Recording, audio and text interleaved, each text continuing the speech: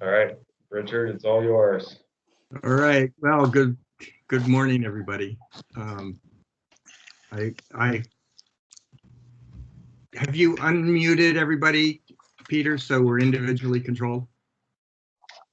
Everybody is individually controlled at this point. Okay, thank you. All right. So good morning, all.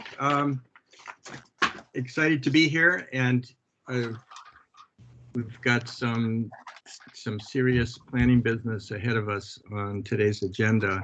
I'd like to just begin by welcoming a couple of new members to the committee, and also I'd like to check to see if Catherine Morris is with us this morning.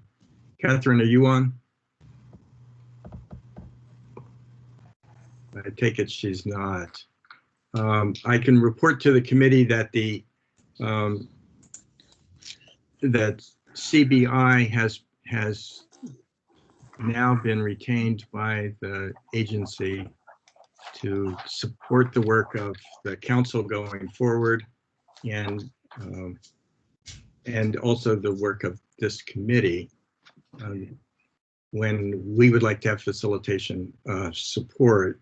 And Catherine Morris of CBI, the Consensus Building Institute, is going to continue to work with this committee. We had a nice chat with her earlier this week, and I was looking for a chance to introduce her. Maybe she will appear later, but she's volunteered to be available to work with us as we, in order to facilitate discussions as we develop our policy proposals and the assessment and public outreach around them. We have a request from two of the other subcommittees to approve the appointment of new liaison members. And those liaison members are with us today. I think you're both on. Kelly Klein from the Just Transition Subcommittee, and Lauren Oates from Agriculture and Ecosystems. Kelly and Lauren, you want to just say hi? Hi, good morning, everyone. All right. So hello, happy to be here. So I'm putting this on the committee agenda because I think that it's important for us also to acknowledge, that we're welcoming you aboard and would like to make sure that you're able to help, both as a liaison member and as a contributing, member of the committee to support us with your ideas and inputs. So I want to be clear and would like everybody to feel, don't just sit around and take news back to your other committee. Feel free to speak up and let us know what we need to be hearing from you personally and from the folks in the other committees that you are representing. I hope that charge is okay with you. And yeah, thanks, Rich. We'll do. All right. And is it any comments, concerns from members of our subcommittee on this topic? Okay. All right. So welcome aboard. Consider yourself formally capped. The agenda for today's meeting notes that we need to approve the minutes from March 4, but I had a previous note that, and maybe Jane, you can help me with this, that we had not approved the minutes from February 17 and February 25. So do we need to do all three of those? Yes. I don't, Peter, you remember right now? We have not, and I think that was an edit to the agenda that didn't get captured. But yeah, we do need to approve all of our previous minutes that we haven't approved. So that may add some complication to some of our newer members to sort of remember which ones you were a part of and abstain from voting if you weren't present. But I think For our newer members, that should essentially be you were present for the last one on the 4th, but not the previous 2. Yeah, the way I'd like to deal with this is just ask whether anyone would like to make a correction to any of the 3 sets of minutes from any of the meetings that you participated in. I've reviewed them. I think they're all fine, frankly. And, you know, hearing no corrections, we don't formally vote. We haven't yet formally voted on approving the minutes, you know, as we might do in a non-consensus based world, but I'll pause and wait for corrections or objections. And hearing none, we consider the minutes of February 17, 25, and March 4 to be approved.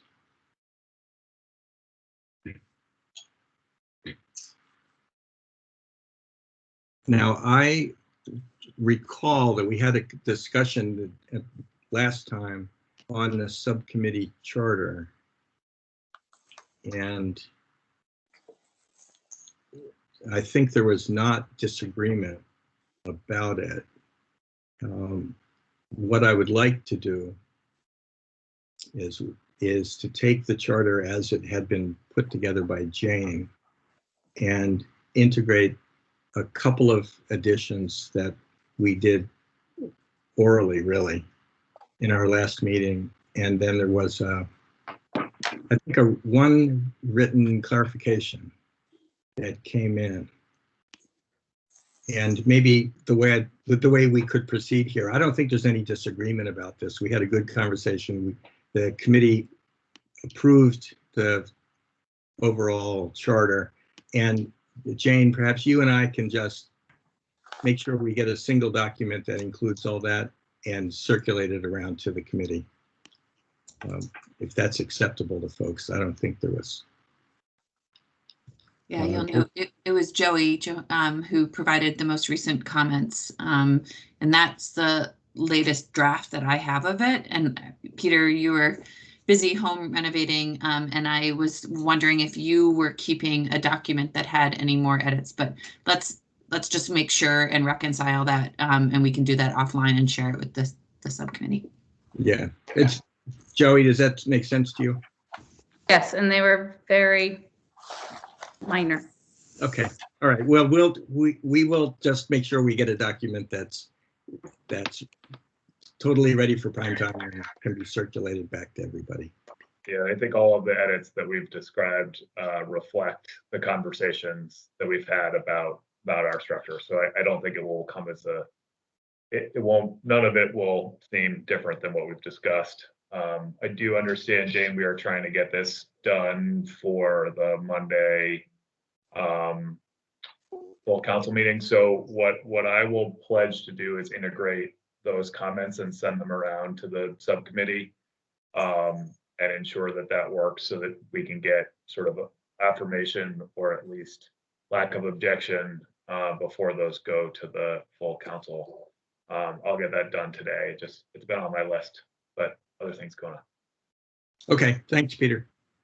And Peter, I mean, maybe just process-wise, like as you just articulated, maybe we can just put a finer point on, unless somebody has any other further change, we're all okay with what you synthesize and deliver. Could that be That was a better articulated version of what I said.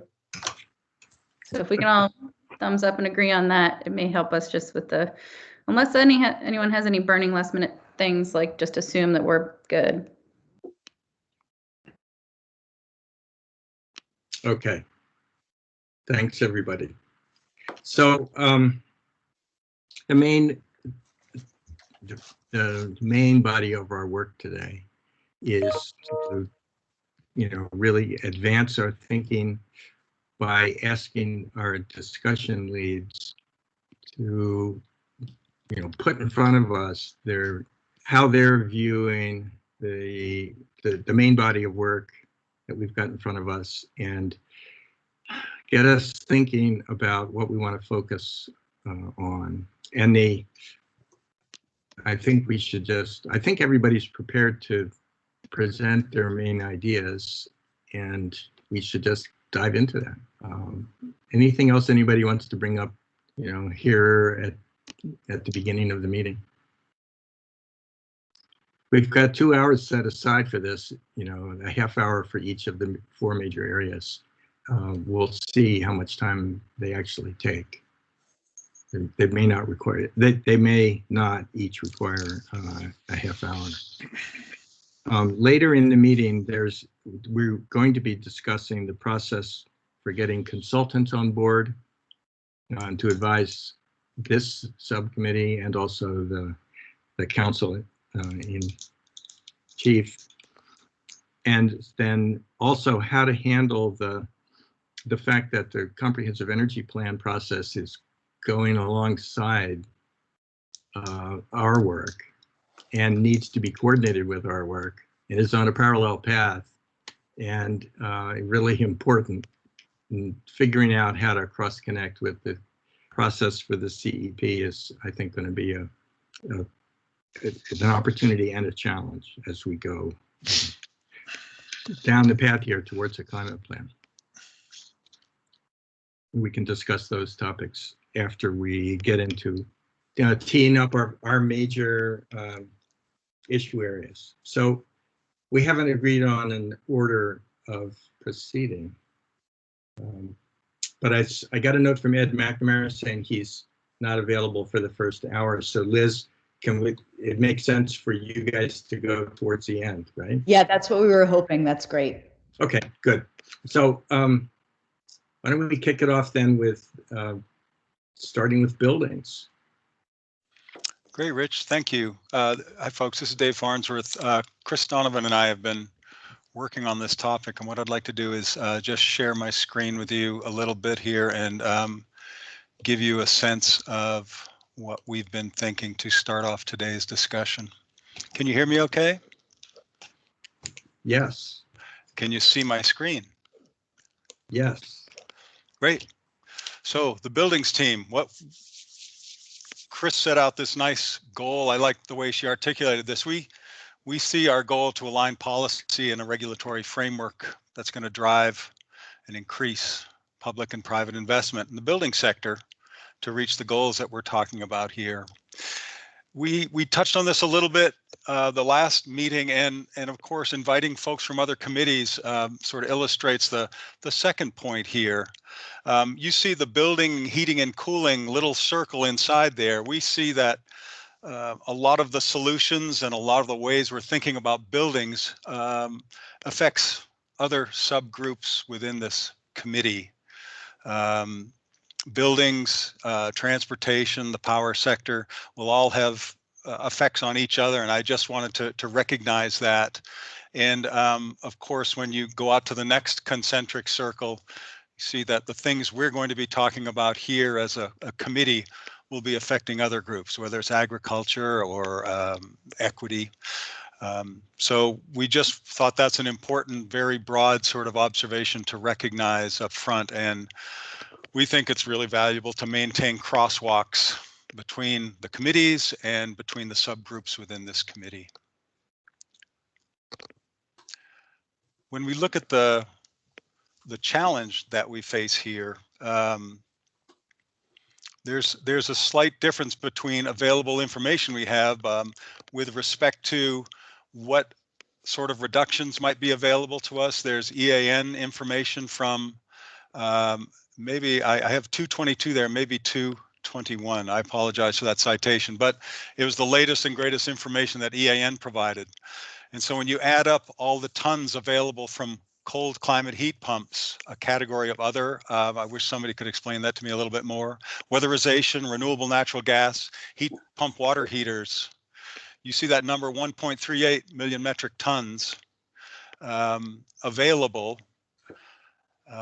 And when you compare that with what this group has identified as what needs to happen with this subcategory, 1.47 million metric tons, we have a little bit of catching up to do, but we recognize that this is sort of the, as we start out, the most readily available articulation of carbon mitigation that's available in this context, and what that looks like compared to the goal that we have to reach. Dave? So, yes. This is Jared. Sorry, I just wanted to note that I have a couple of pieces of information about that I'm happy to add. I'm happy to wait until the end of your presentation if you'd like to go through it, or to speak to that now if you'd like.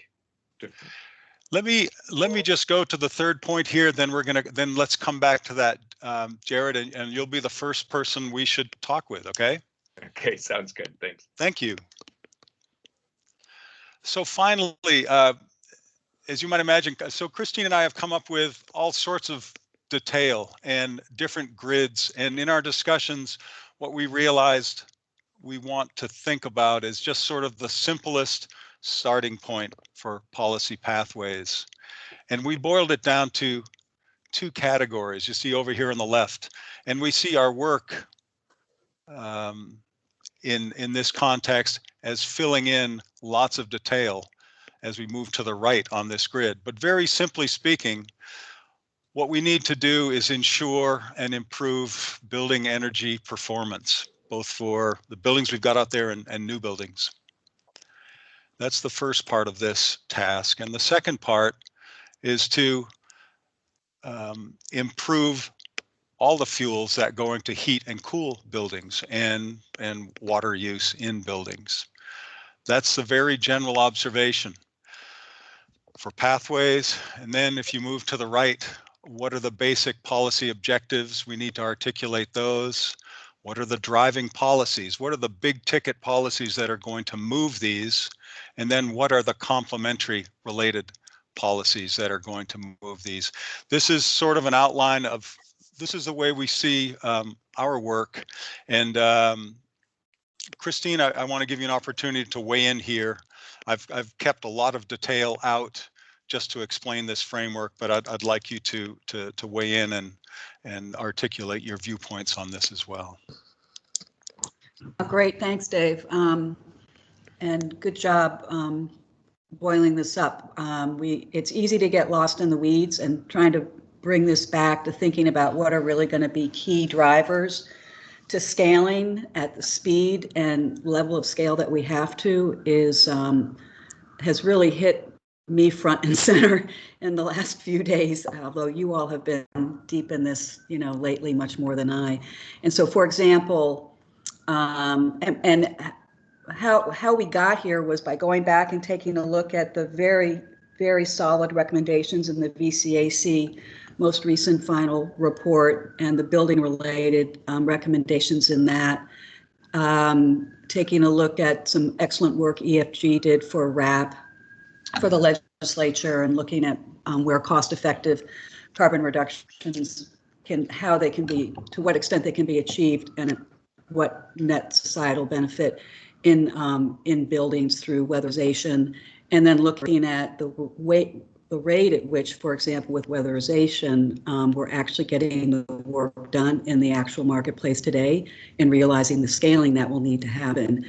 So once you start to look that deep, you realize some significant new policy and regulatory drivers are going to need to be in place, and be in place pretty quickly to get the market moving. So that's just what I wanted to add to what Dave shared. Great, thank you. Jared, you wanted to make some clarifications. Do you want me to put that table up again, or are you fine with just doing that without that? I'm happy to speak to it without that, Dave. Thanks. Just two things. One is an update that, the EAN pathways model, the kind of technology pathways model, aiming to meet the legally required targets in the Solutions Act.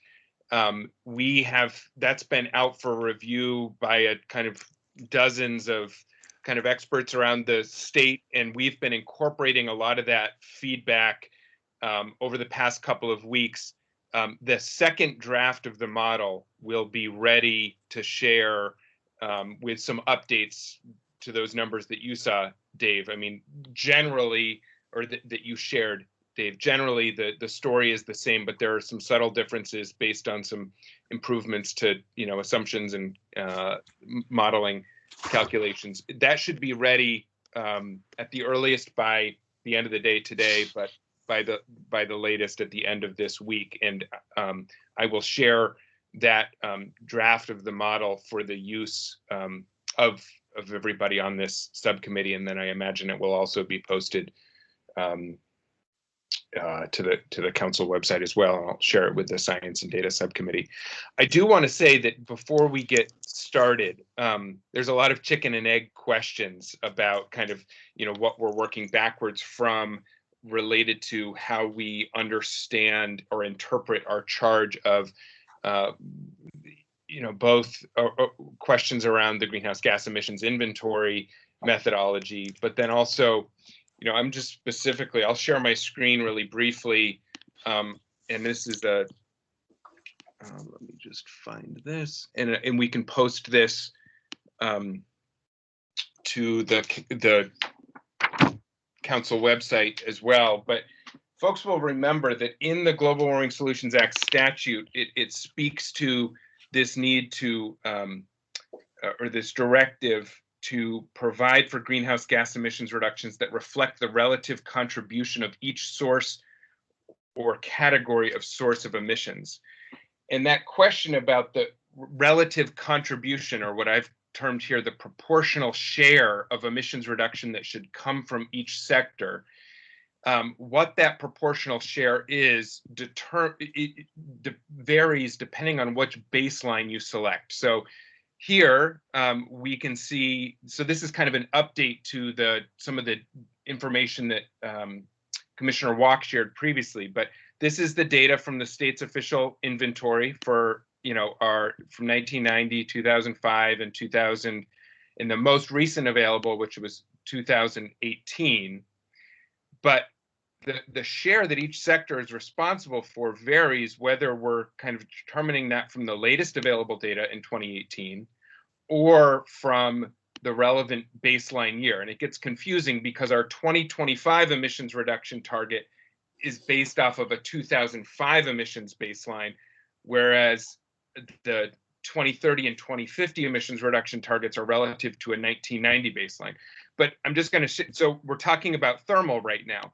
If we assume the proportional share that the thermal sector or the building sector is responsible for is relative to this 2018 baseline, then it's responsible for 30% of the overall reductions, or a net reduction of 0.45 million metric tons by 2025.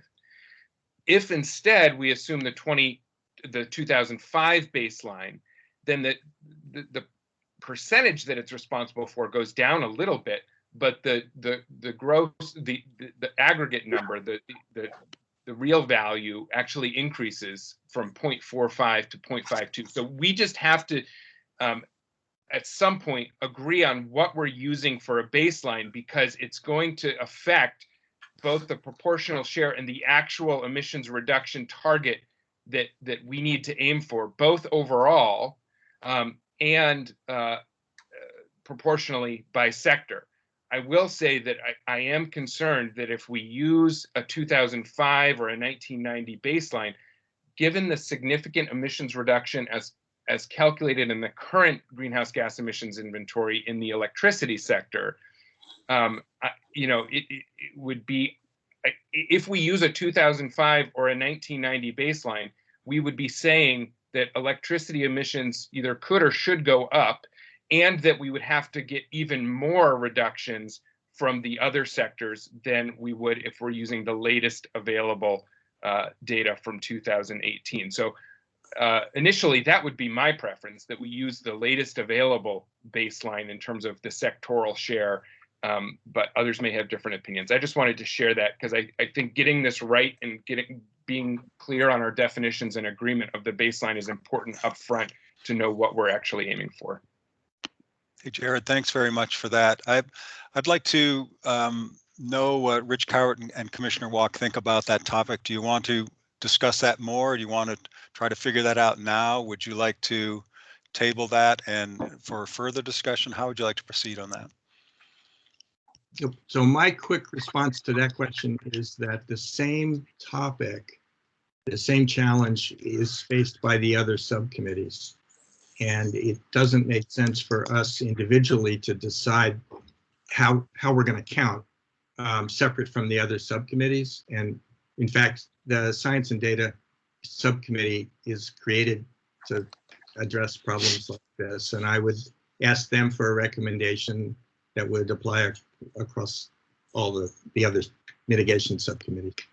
So I would, for the moment, say, let's make a request to Science and Data to come back to us with a recommendation. And, you know, the good news, Jared, is that even as I look at the scale of, here you say it, when I look at the differences among the different approaches, they're small compared with the scale of the challenge.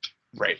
And our focus needs to be on basically coming up with scalable solutions that are just much larger than what's being accomplished today.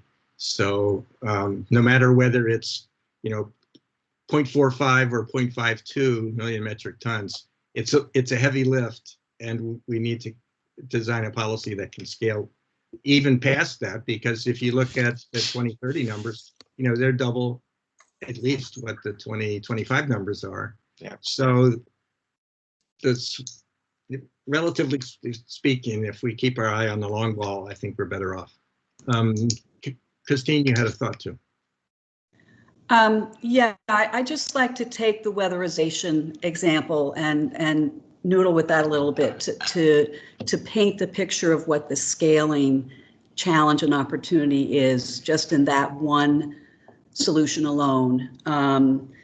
And if you, just for purpose of discussion, if you're following the pathways approach, their suggestion for the pathway to get to the level of reductions needed by 2030, that would involve weatherizing. So this would be just the existing building portion of the building sector and just the weatherization portion of the buildings, of the existing buildings. And typically when we're weatherizing, we're getting perhaps 20 to 30% of reduction in energy use. So there's another 70 to 80% coming from whatever's heating and cooling that building that isn't even directly being addressed through weatherization. So just then this one bucket, which is just a portion of the huge bucket we need to address, in order to achieve what we need to achieve with weatherization, we would need to go from the estimated 27,000 homes or buildings that have been weatherized as of 2018 and add an additional 53,000 by 2025, and then beyond that, an additional 57,000 by 2030. Right now, with all the great work of Efficiency Vermont and the WAPs and what's happening through private transactions, we're achieving about 2,000 homes a year, about 900 of which are low income. So the scaling that needs to happen is phenomenal. And so it's very clear that, at least in my thinking, my thinking is that it's much more than just finding more funding for WAP, more funding for Efficiency Vermont. It's helping to continue to evolve the market so that the market is making these investments even outside of programmatic impact, so that building owners are incentivized beyond what Efficiency Vermont is encouraging them to do and beyond what WAP can deliver to the low-income households to make these investments through private transactions, so that it's a mix of public and private activity going on, all of which is really basic, but I just kind of wanted, and it's not, and that's not going to go away no matter who decides exactly what the target is that we're trying to reach. And that's just in the weatherization of existing building space alone, which is one of the spaces we have the best handle on in the building sector, generally in this nation and in Vermont. So there's something big is going to need to change. Thanks, Christine. I can't see whose hands may be up. So Liz's Liz? hand was up and then mine is up. Okay, Yeah, Liz and Peter. sure, thanks. Question for Dave and Christine. I think it fits here, but if it doesn't, tell me it doesn't and we can table it. I see your list with respect to building weatherization, heat, and I think you put it heating and cooling. And I guess I'm wondering, with the concentric circles you put together, do you also see a role for the work you're doing specifically on buildings to think about how on-site infrastructure in buildings should be strengthened, furthered, built out in order to support electrification for transportation? It's not an efficiency issue, it's not a heating and cooling issue, but it strikes me as a pretty important place for us to look, at least somewhere. I don't know if it's you or transportation, but it's related to buildings. So I'm wondering whether you considered it and whether we should add it here. Liz, are you talking about make ready for building electrification? Yeah, but at the building level. So Right. there's the work that, that the utilities will do. And I think Ed and I will talk about when we get to our section at the grid level, but there's just so much need and I think opportunity at the building level. And it would support specifically electrification on transportation, but it also might support better use of storage, both individual home and even multifamily or commercial, as well as potentially heating and cooling. But it's a different stream of work than what's shown on the slides you've created so far. So my quick answer to you is yes, most certainly. And understanding how that would roll out exactly for new buildings versus existing buildings is probably the next step to take there. Putting air source heat pumps into existing buildings is difficult if there's not the right venting, if they're not the right spaces created. And of course, having that in new buildings would be great and perhaps best addressed by building codes or standards. But my answer would be to you, yes, and I'd like to hear more about what you're thinking at when you and Ed discuss this. Yeah, and we haven't looked at the individual building level, so that's why I'm bringing it up in your section. We may need to just, as a committee, figure out where it fits, but I can imagine there being different policies, different potential funding, different potential needs for that compared to weatherization. Or maybe it gets folded into weatherization with a more comprehensive understanding that it's not just about saving, it's not just about efficiency strictly, but also about carbon efficiency, as it were. So. Understood. No, I agree with you. And the challenge is, at least for us, the sort of the administrative challenge is to figure out which of these categories we're going to be dealing in, which silo we don't want to get stuck in to achieve the ends that you just described. I appreciate that. Commissioner Walk, you had a question? Yeah, I was more kind of back to Jared's general question raised, and I think it's probably better spent at our time, with the CEP comprehensive energy plan, climate action plan overlap and some of the sort of data discussions.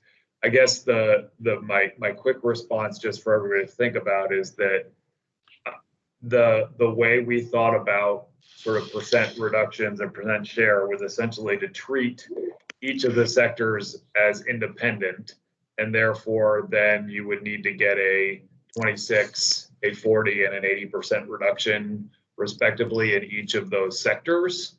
And so then each of the sectors are sort of treated independently rather than their evolving emissions over time and the relative share of those emissions relative to each other.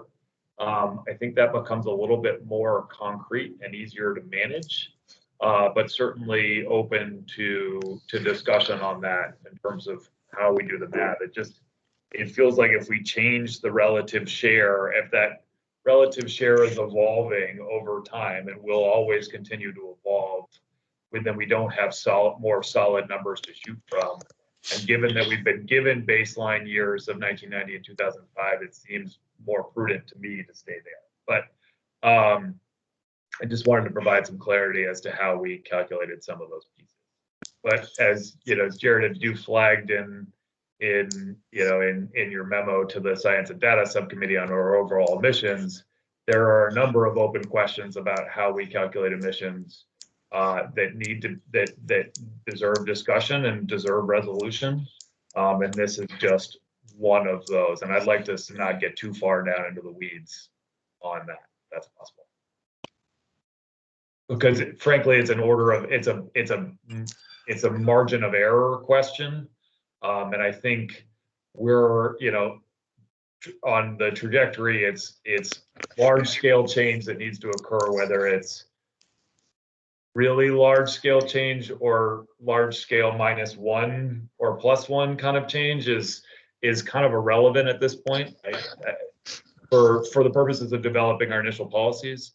The other thing that I would add as we get into the modeling discussion, we're going to have a discussion as sort of what we anticipate the business as usual scenario providing for in terms of change of emissions going forward. So we'll have a better understanding of what the delta is in terms of where things will go if we have no policy action, and then what we'll need to accomplish via policy action. So I think that will be a helpful discussion as well. So I'll stop now. That wasn't that quick. Thanks, Peter. I think Joey, you've raised your hand.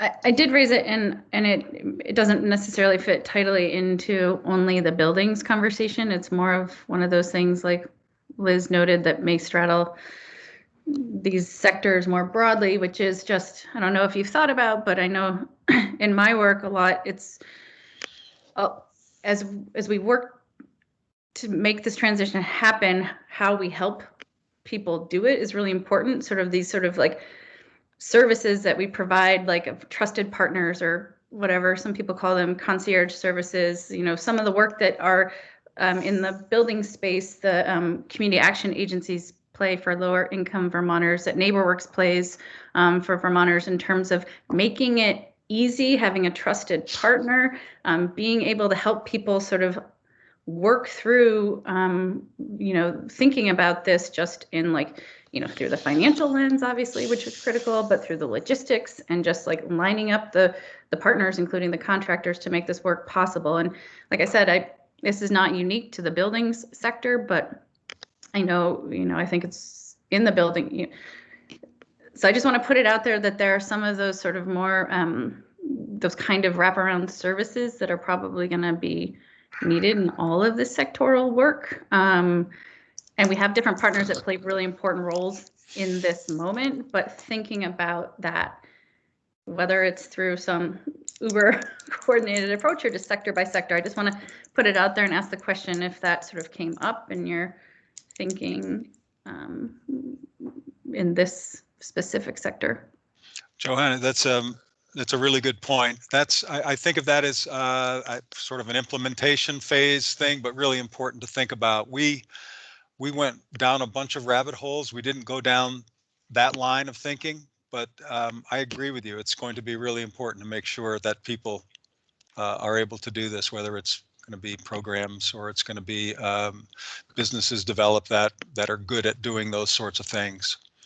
We just really hadn't gotten that far down the line yet. As you're probably aware, there's just a huge body of experience with improving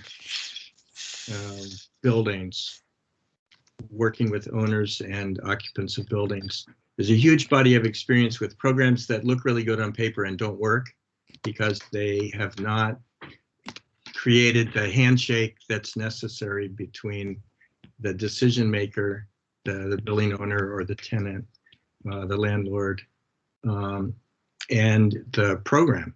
And so, yeah, there's a big body of experience there, and a lot of it is negative. So you're putting your finger on something that is really important, and the programs that work do manage to reach decision makers in a positive way and provide a trusted handshake.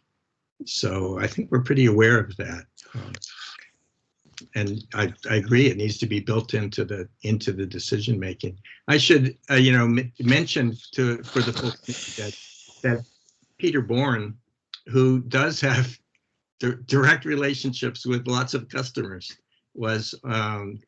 is working with this buildings discussion group, and is a good person to have with us as we try to figure out what it takes to work directly with Vermonters to making these decisions. So I'm looking at you, Peter, if you want to say anything right now on that topic, or at least I want to recognize that we're counting on your deep customer experience to help us. Well, I appreciate the no pressure approach you've used here. I think that the one thing we really need to keep in mind here is my company and many other companies in Vermont do have a direct contact with customers, and you know whatever as this evolves, whatever it looks like, I don't want the energy dealers, the historic energy dealers, perceived as obstacles, but we need to make sure that they're brought in a way that there's opportunities. And you know, much of this stuff that we're going through, the charts and like that, are not necessarily in my normal dietary of reading, but it's really keeping that in mind, because I think that we can be a huge asset, but we need to understand what the opportunities look like for us going forward. But and thank you for having me on board with this. All right. Well, thanks very much for helping us out. I greatly appreciate it. The other point I'd like to make before we depart from this subject area is the awakening that I've had on this, the realization that, well, what Christine said a little while ago, that weatherization, which is where we've constantly focused our attention for years and years, weatherization can get us 25% maybe, from existing buildings, maybe something better in new buildings, of the GHG reduction that the sector needs. And so changing the fuels that we use for heating and cooling has to be a really big part of the solution set that we come up with. And this is a subject matter that we have in Vermont and elsewhere really haven't tackled very much. So I just want to plant a flag on that point, that this committee is going to have to come up with policies that promote clean fuels for heat in a way that is quite different from what we've accomplished so far in our program. And that's the majority of the savings we're going to get from the sector. So that's a big takeaway for me from this conversation. Hey, Rich, if we're about to move off, I just wanted to give Christine a chance to speak up. She raised her hand. Oh, I don't think I did raise my hand. If I did, my apologies. I think this conversation is moving along wonderfully. Okay, and Joey, you and Christine have your hands up still, so you just got to put it down. So maybe we should move on to the next sector, having posed.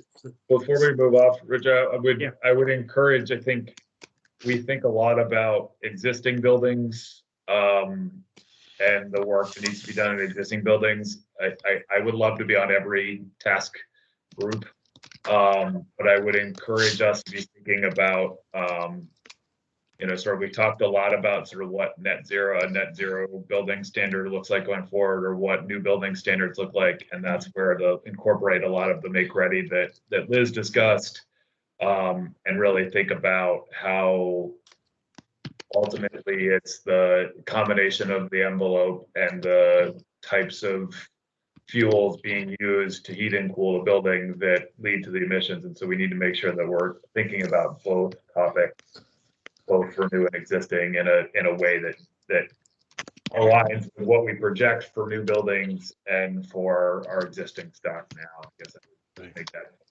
Yeah, thanks, Peter. Jared, do you have a quick estimate of what fraction of the reductions need to come from new buildings versus existing? The pathways analysis we have done has not included that. I mean, the rate of new building construction is incredibly low relative to the overall building count. I can't remember off the top of my head. But I do have some estimates of,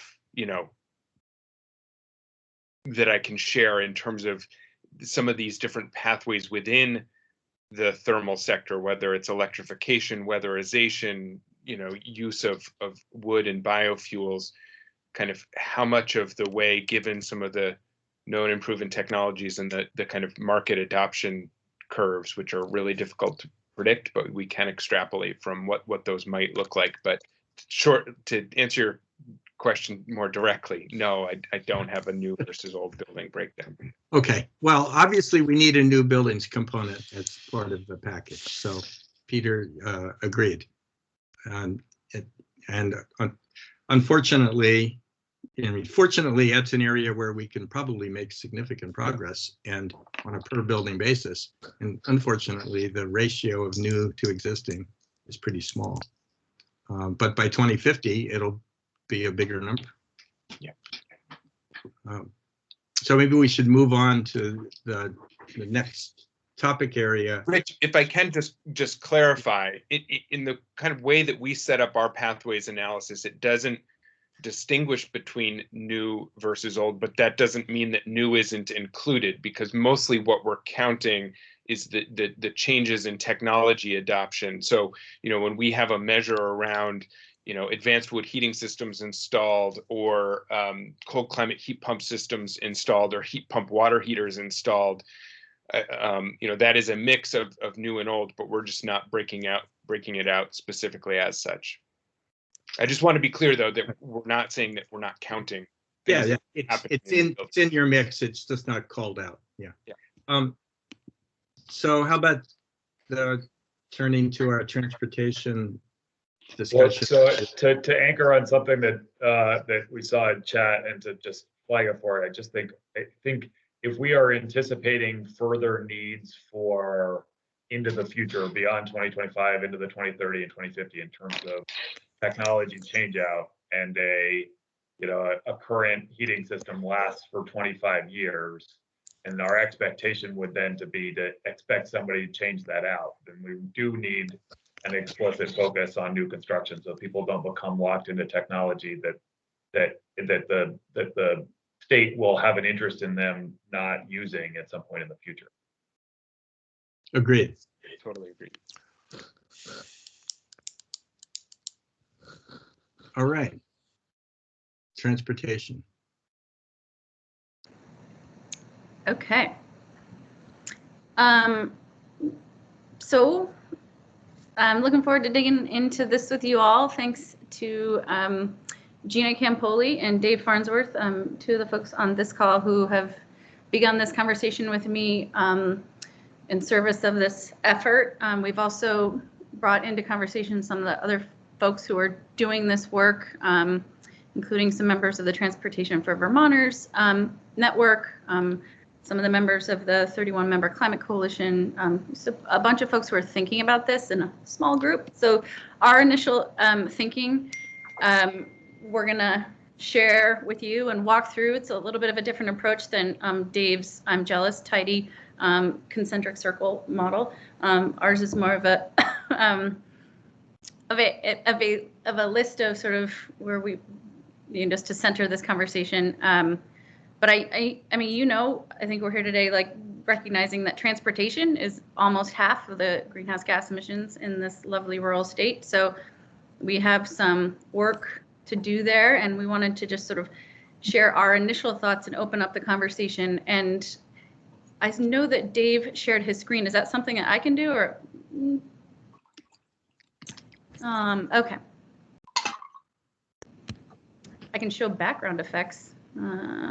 It's that up arrow in the upper right-hand side. Just click that and it'll give you the choice. Okay, great. Thank you. Well, it's not letting me do that. Well, let me I can share this as a working draft document. It's not letting me do that. So let me just sort of run through how we were thinking about this and invite Gina and Dave to and others to potentially round this out. So I think where we started this conversation is that, you know, Before you get going, do you want to send it to me and I'll share it I can just, or put it yeah, somewhere? Just because I think it is useful to see the visual. yeah, okay. If I just sent it to your vermont.gov address, That would be the one. it's a Google Doc. Here you go.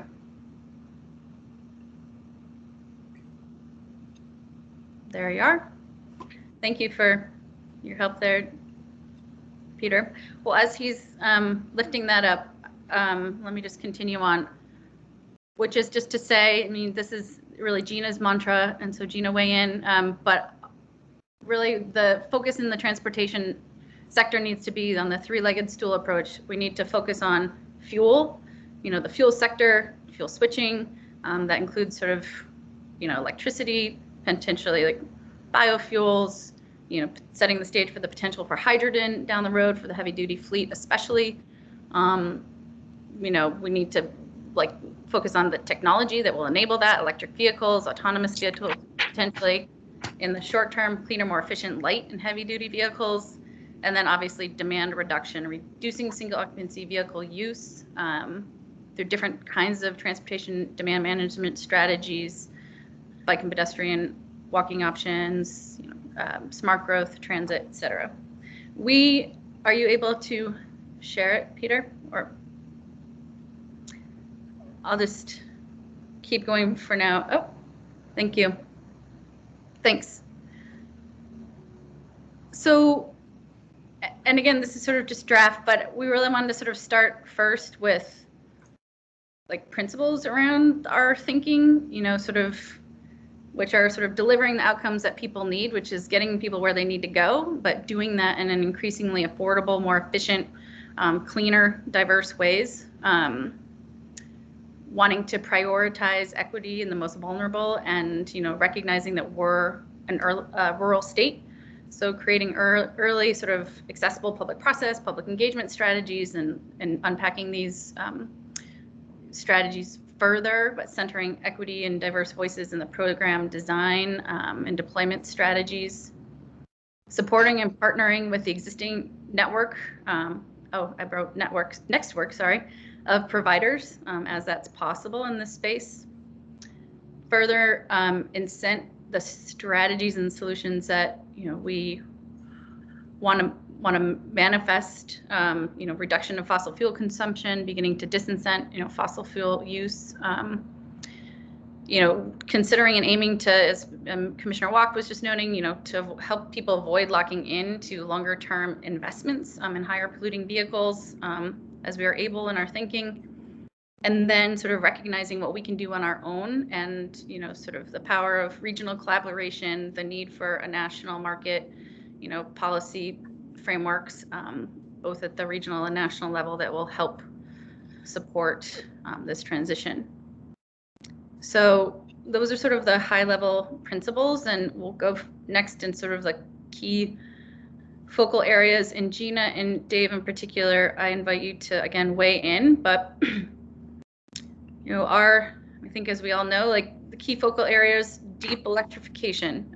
So moving, you know, to electric vehicles for personal use, creating the charging networks to enable that, you know, the electrification, the easy use of those vehicles for folks, creating sort of the incentive programs to help people avail themselves of electric vehicles, and then setting the stage for moving towards, you know, more medium to heavy duty vehicle electrification.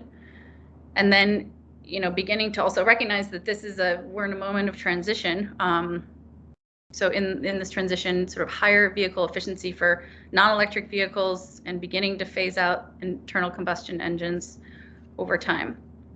And then also just obviously transportation demand management strategies really are going to be key to that. You know, fostering alternatives, the single occupancy vehicle, reducing vehicle miles traveled through, you know, creating like opportunities for more walking, biking, you know, transit, microtransit, you know, sort of this concept of like an on-demand or rural Uber, but sort of how do we connect beyond the existing fixed route services in our more compact communities into the rural network in a like integrated, cost-effective way, and then thinking about how we make this possible for people. This came up yesterday in a meeting I was in, this concept of fare-free transit, which is currently being, underway now, but under consideration for longer term availability. Peter, if you can continue to scroll. And yeah, you'll see some of the other sort of transportation demand management strategies, sort of carpooling, telecommuting, ensuring that we have broadband services for people to be able to do that for a variety of reasons, including for, transportation, demand management strategies, but also other benefits, including in this moment in the pandemic we're in. That's obviously been really crucial and important. I'm going pretty fast because I want to sort of invite the conversation, but again, sort of smart growth strategies that really enable more people to live and work in compact community centers, and ensuring that we have the essential infrastructure and other services that enable that, including a diversity of housing options, sort of bike and pedestrian infrastructure, water and sewer, broadband, etc. A few other things, sort of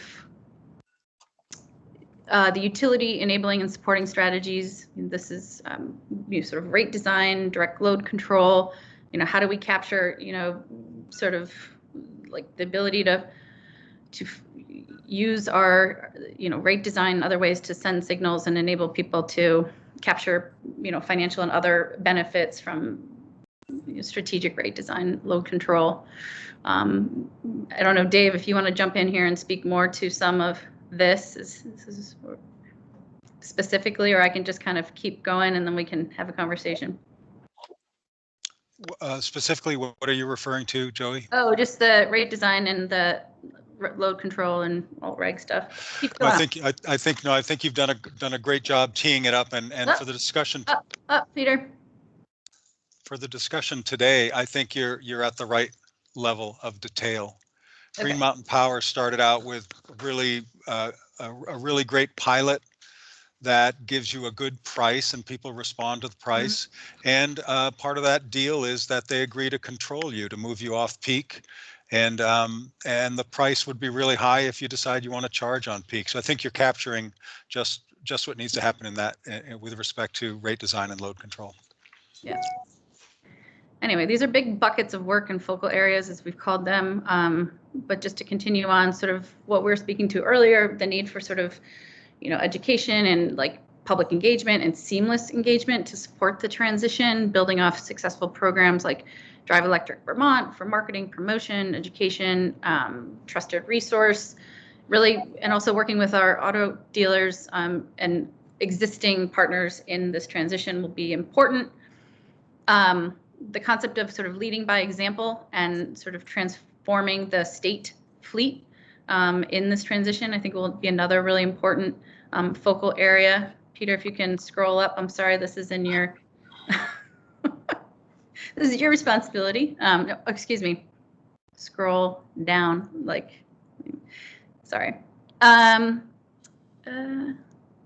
Leadership and coordination sort of within state government, trying to do what we're doing here, begin to sort of facilitate the innovation and leadership of the private sector, like sort of potential interagency coordination. This is already happening within the state of Vermont, but sort of this concept potentially worth exploring of the sort of Vermont Development Cabinet model, which is really sort of very high level coordination within state government to focus on these opportunities, transportation and beyond. And this is a question mark here. Would there be a cabinet level position to focus on this coordinated work?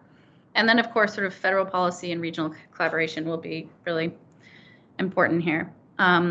And these are just, this is like by no means an exhaustive list, but these are some ideas that have come up in different conversations about sort of the sort of high potential, high priority policy pathways. Joining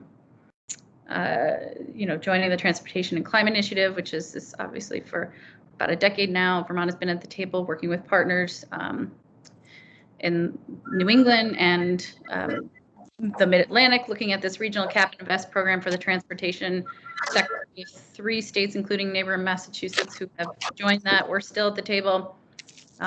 It's potentially it would really help to begin to ratchet down emissions in the state of Vermont and raise revenues to invest in some of the programs that we're talking about here, including supporting the, incenting people to get into more cleaner, more efficient electric vehicles, more higher mileage vehicles, and building off really important programs like the Mileage Smart program that is now underway, and our community action agencies, moving more lower income Vermonters into, again, more high efficient used often vehicles is really a key part of getting people where they need to go, and especially to their jobs. I mean, what I understand from our partners and the community action agencies, that one of the biggest obstacles to Vermonters, lower income Vermonters, being able to secure and then maintain a job is access to a vehicle, not just to a transportation system, to a vehicle. So how do we actually help them access more cleaner vehicles? So I feel like we're getting out in front of ourselves in the policy conversation. So this is just capturing some of the ideas that have come up, but I think more so you'll get a sense of the focal areas that we had talked about that are probably unsurprising to many of you about where we should be turning our attention as we work to get more granular here. Gina and Dave, anything else you'd like to add, or otherwise I turn it back to Rich to facilitate a conversation. And maybe, Peter, if you don't mind, we can either stop sharing or just go back up to sort of the 3-legged stool / principles, because I think this is really where the substance of today's conversation might be most helpful.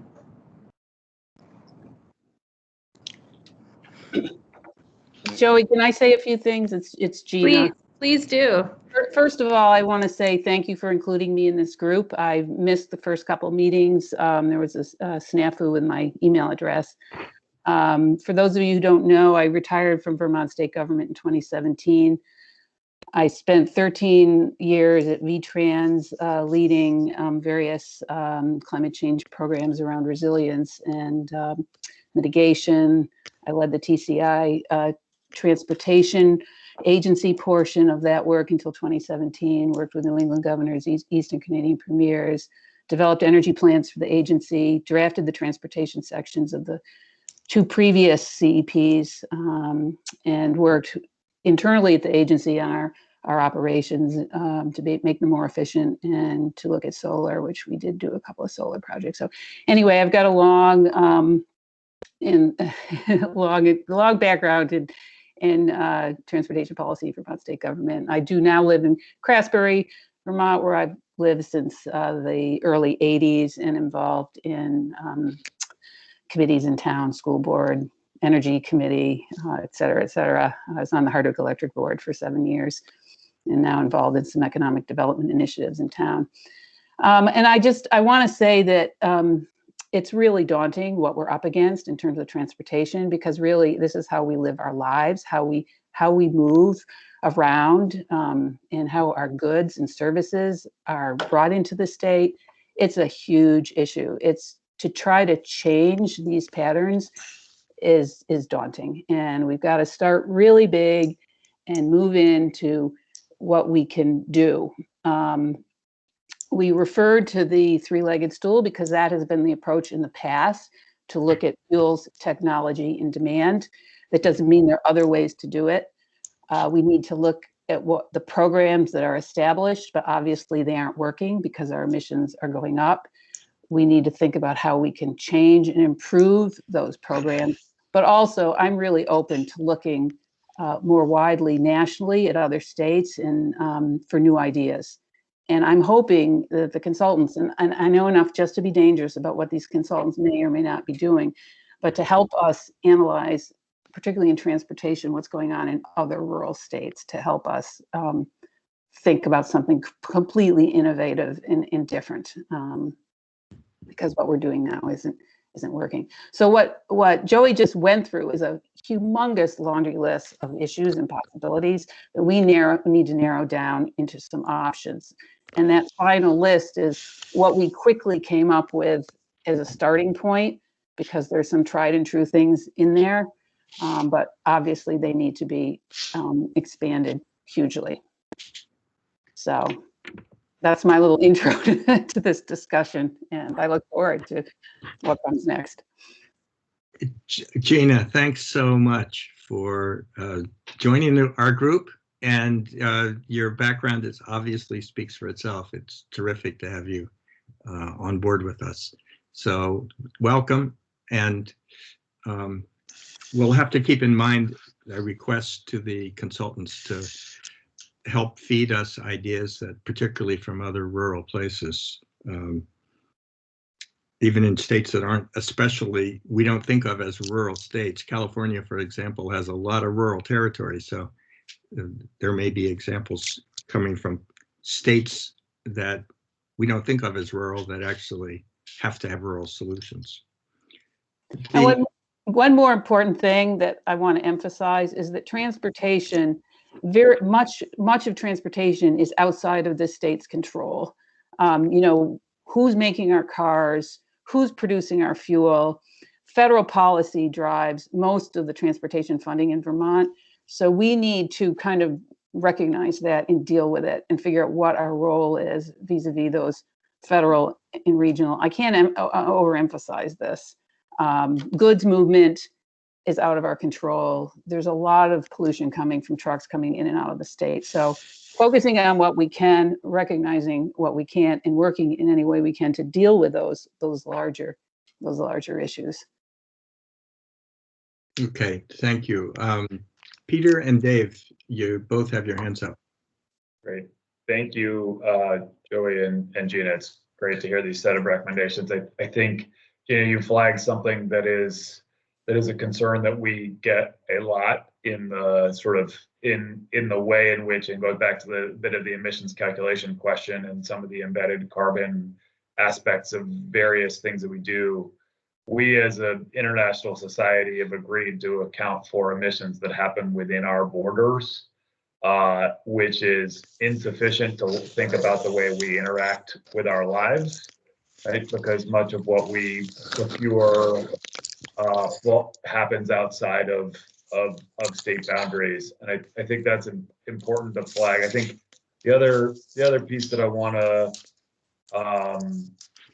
raise for this group and for others is that there is a lot of potential for federal action on climate generally, and it makes our jobs somewhat difficult to understand what the state's role is going to be, and to just trying to think through. There are some pathways that could involve federal action versus state action, or some combination thereof, and I think that would be it's just something to bear in mind as we go forward, is trying to figure out, you know, sort of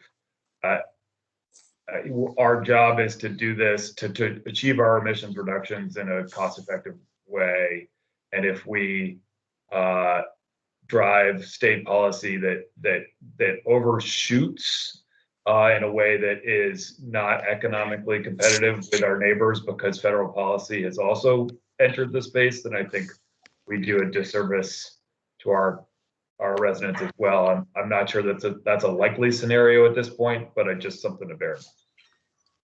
Thanks, Peter. Dave, and then Joey. I'd just like to thank Joey and Gina for articulating that list. I think it's terrific. And Gina, I'm really glad you're part of this group.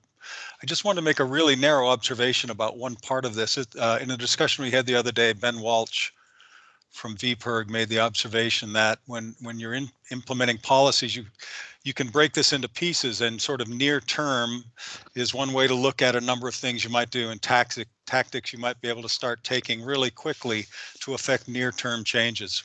We're driving internal combustion engine vehicles. What sort of near-term changes can we make to reduce emissions? Start doing that soon. In the midterm, we need strategies to articulate to get midterm results. And then in the long term, what's your vision?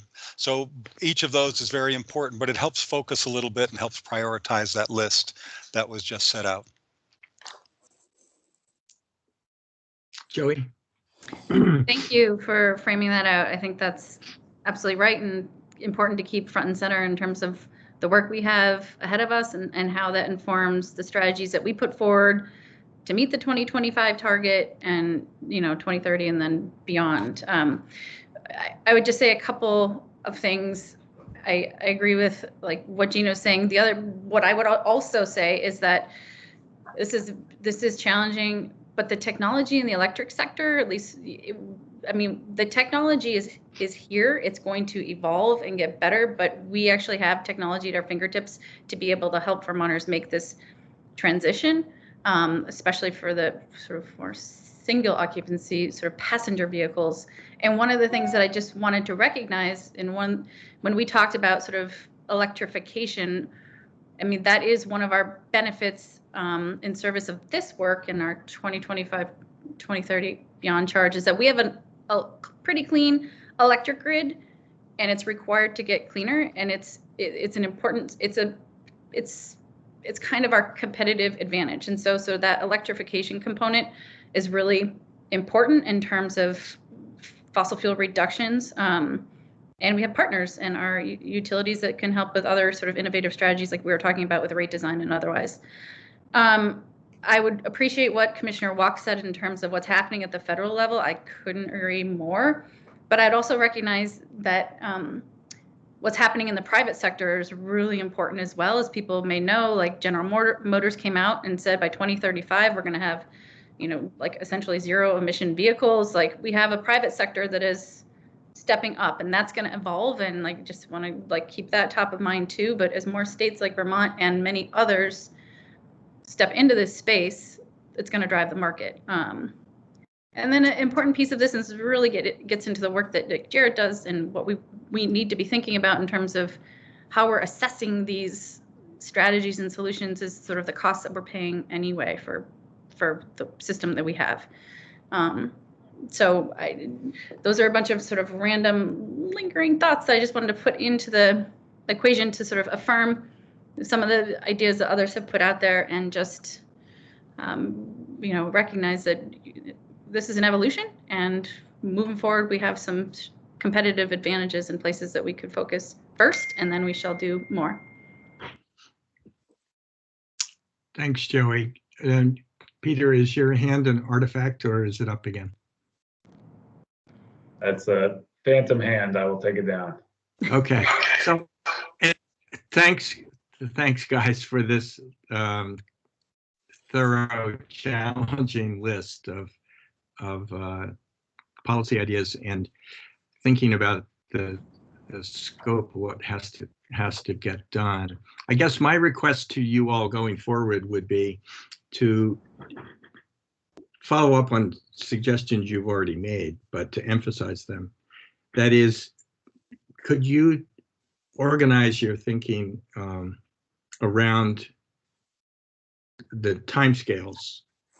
That is, what can be accomplished by 2025 and 2030 to meet the mandate that the legislature has given us, and then also organize to some degree according to which are the policies that will reduce tons the most.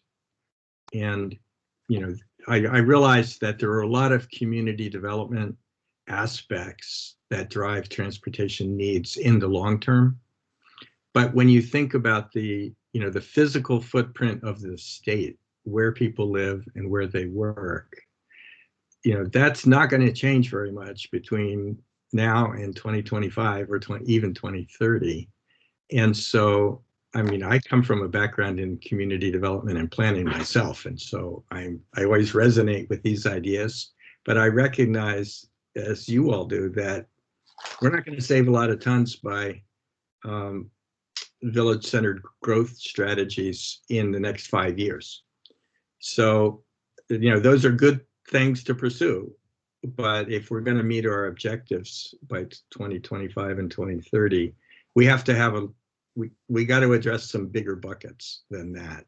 So I'm encouraging you to try to organize the focus of your discussions according to both time and scale. And in order to prioritize the things that we know as a climate council, we're going to need to be promoting most immediately. And now I see that, Gina, do you want to comment on that? Just well, I have a question about the consultants. Another question: when will they be doing the analysis of the benefits of the policy ideas? They're going to do that, right? They're going to say, well, if we have X number of EVs by this date, that'll get us X amount of emissions reductions. So if we come up with a policy idea, they are going to evaluate the emissions effectiveness, correct? Or do we have to try to figure that out? I mean, we can't figure that out. I mean, Jared's done some really good work, and there's a start there, but that's at the technology level more than the actual reduction, action reduction benefit. Technology is action. Gina, there's time on the agenda to discuss this particular problem. Okay. A little bit later on. Okay. Yeah, when I think about how we're going to prioritize, that's a key piece of information. Yeah, at this point, I think our prioritization comes from work in hand, including the work that EAN has done, and the work that in prior CEPs. Number one, and number two, professional judgment. I mean, you kind of know where the big buckets are, but in terms of actually assessing the costs, benefits, and savings of our different policies, that's going to be further down the pike.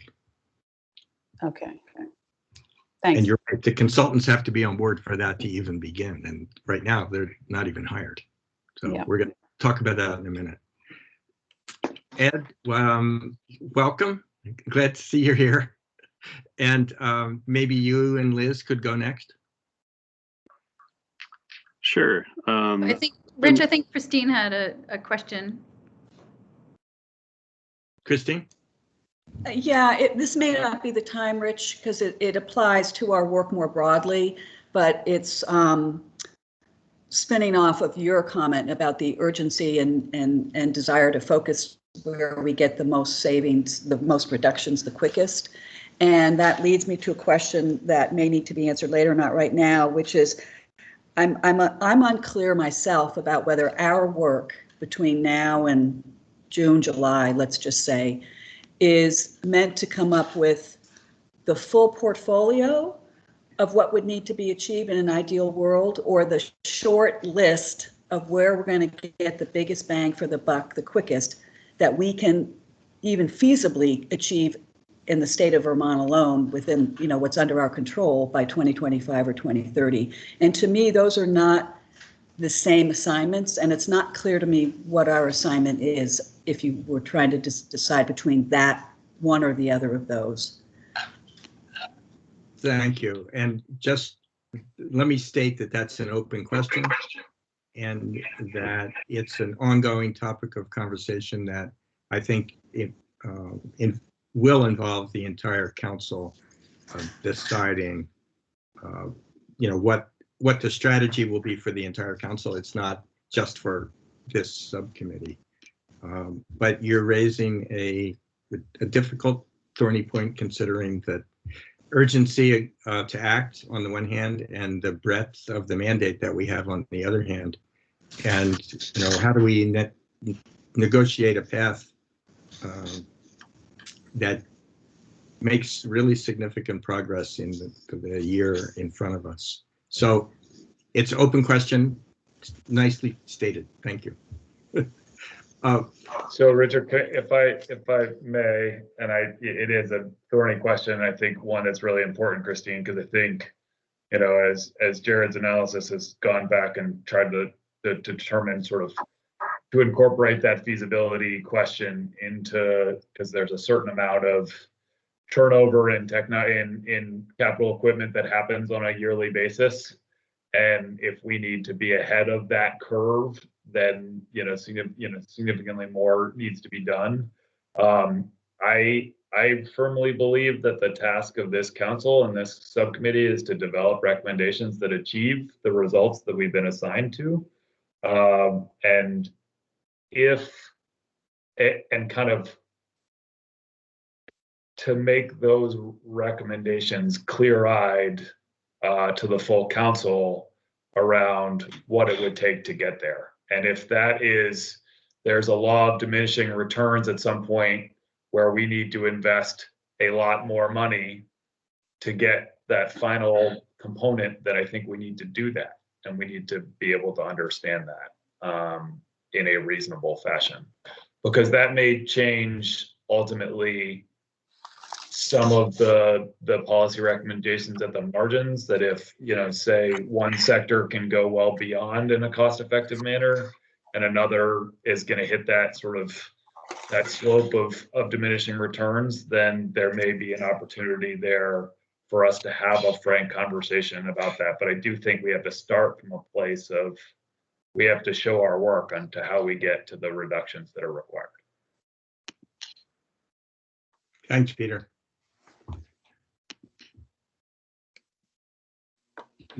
Liz and Ed. Great. Sure. Thanks. I think Ed's gonna lead us through. Yeah, Liz will be chiming in as I go through. So we're thinking of the electric sector as primarily a supporting role. A lot of the work that needs to be done, electrification, particularly of transportation and the heating sector as well. And so ensuring that there's robust, affordable, reliable electric system to support all of that work. We currently, at least through 2030, the electric sector is largely carbon free. And I will distinguish between nuclear is a significant component or a meaningful component currently. So I'm not saying renewable, I'm saying that the electric sector is carbon free through 2030. Largely thanks to the renewable energy standard. And this is a market-based mechanism, more or less fuel neutral, to actually allow for new renewable generation to come into the power supply portfolios of the electric utility, and actually mandated to come into the power supply portfolios of the electric utilities. So we have a mechanism, because RES is a percentage of load. It keeps pace with the electrification efforts. I know there was a comment last time, I believe, that there isn't a plan for dealing with new generation to deal with electrification, the new loads that are coming online. And I don't think that that's accurate, because RES is a percentage of load. As EV loads come online, as heat pump loads come online, RES keeps pace with that. Another really significant component as well is going to be load management. Thinking about how EVs, thinking of if everybody comes home, plugs in their EVs at 6 o'clock on a winter's day when there's no solar being produced, heat pumps are all cranking. Worst possible option for the grid, for costs, for consumers. And so how do we move forward on better load management and grid choreography? Right now, the distribution utilities, Efficiency Vermont, the DPS, they're all working on various aspects of this. There's nothing cohesive. There's some statutory requirements about electrification, adding new load, that there needs to be best management practices for load management associated with those new loads. That's still a work in progress, is exactly what that means, depending on the type of electrification efforts. I'm going to stop there, as my intent was just to frame, and then Liz had a couple ideas that she wanted to throw out as well.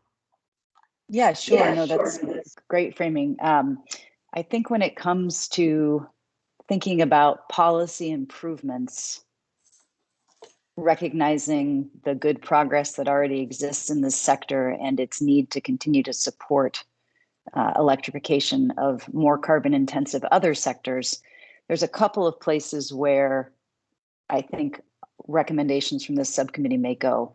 One is thinking about the comprehensive energy plan process that's underway. Ed, maybe you could confirm this, but I do think that some analysis and deep dive into what it would look like and what the best design would be if the renewable energy standard were to move from 75% to 100, I think would be important because as Ed says, between now and 2030, 2032, we do have a framework in place, as Jared's numbers show, to continue to support decarbonization in other sectors by electrification.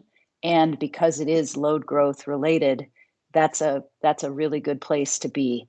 But having some policy analysis around what 100% would look like makes a lot of sense. Some of the utilities already are there reporting 100%. Others, like Green Mountain Power, have plans in place to do so by 2030, but it's not reflected yet in RES and could be. So that's one area. And then turning to load management, as Ed says, there's a lot of work going on there, and I really see it as different methodologies for achieving it. Customers working with their utilities in load control programs are a big part of that, but there are also other ways through energy services companies outside of the utilities working on load control with customers, and including through aggregation, which is a developing area at the federal and regional level that Vermont can support. And then, of course, direct consumer control incentivized through rate design, as some of you have already pointed out. And I'd also throw on the table, not just through traditional rate design, but also through programs that are designed to actually encourage consumer matching of their electricity usage to generation. So not strictly just load control within the home, but also thinking how that electrification and additional usage could be paired with perhaps on-site or local generation. And then finally, looking at our RES right now, we have this program known as Tier 3, which is really geared toward carbon savings, as most of you are familiar. Adding to that, perhaps, a way of encouraging what's been called clean peaks specifically is something that could be very beneficial for Vermont. I think our framework allows for it in a way that is probably more straightforward and easier to implement than perhaps some other states who've looked at clean peaks. So it feels like a real opportunity to me to achieve some of what Ed talked about.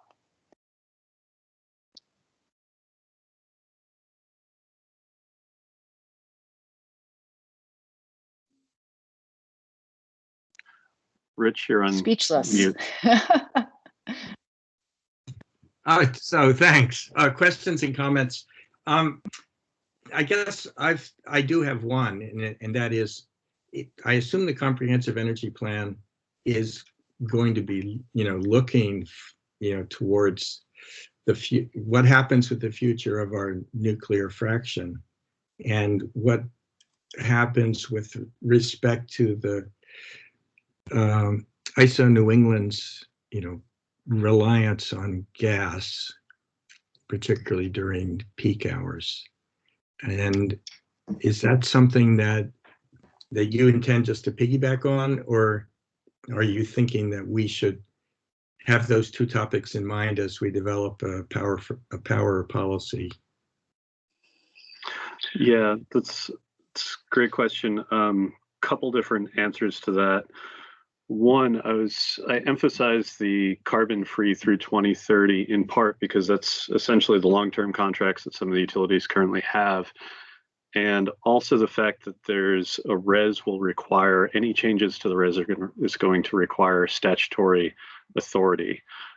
So those changes, I wasn't expecting to have significant impact for the 2025 timeline. Instead, it would be farther out.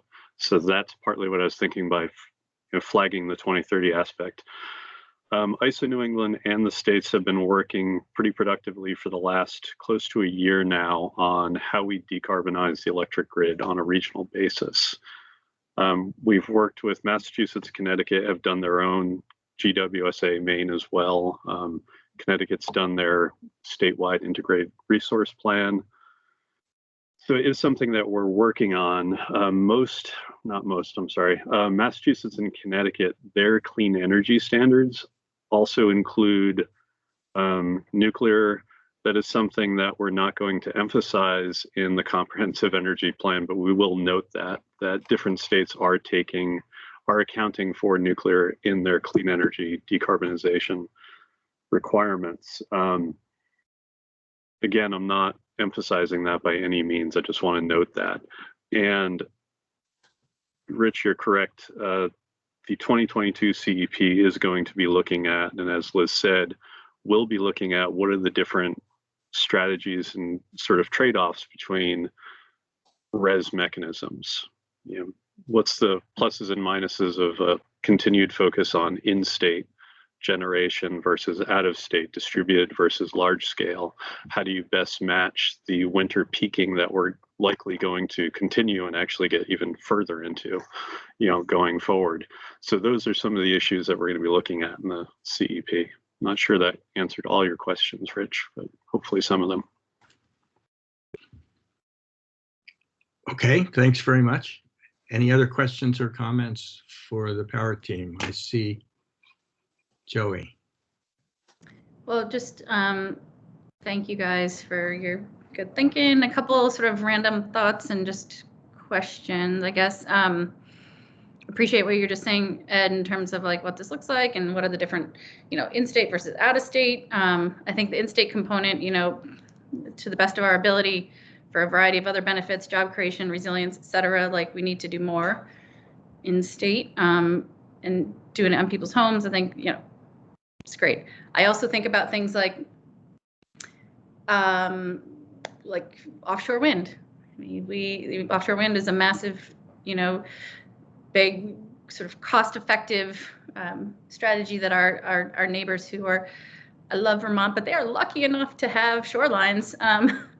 So they are looking at that, and I think, you know, offshore wind may be potentially a part of our clean energy transition. And I guess what that, I just mentioned that mostly in just to put it on the table, but also to ask the question related, and maybe this is a question, well, for either of you, but in terms of the transmission system, and if we do, you know, need to bring in more clean energy like offshore wind, if we can't do enough in state, what that means in terms of transmission line deployment.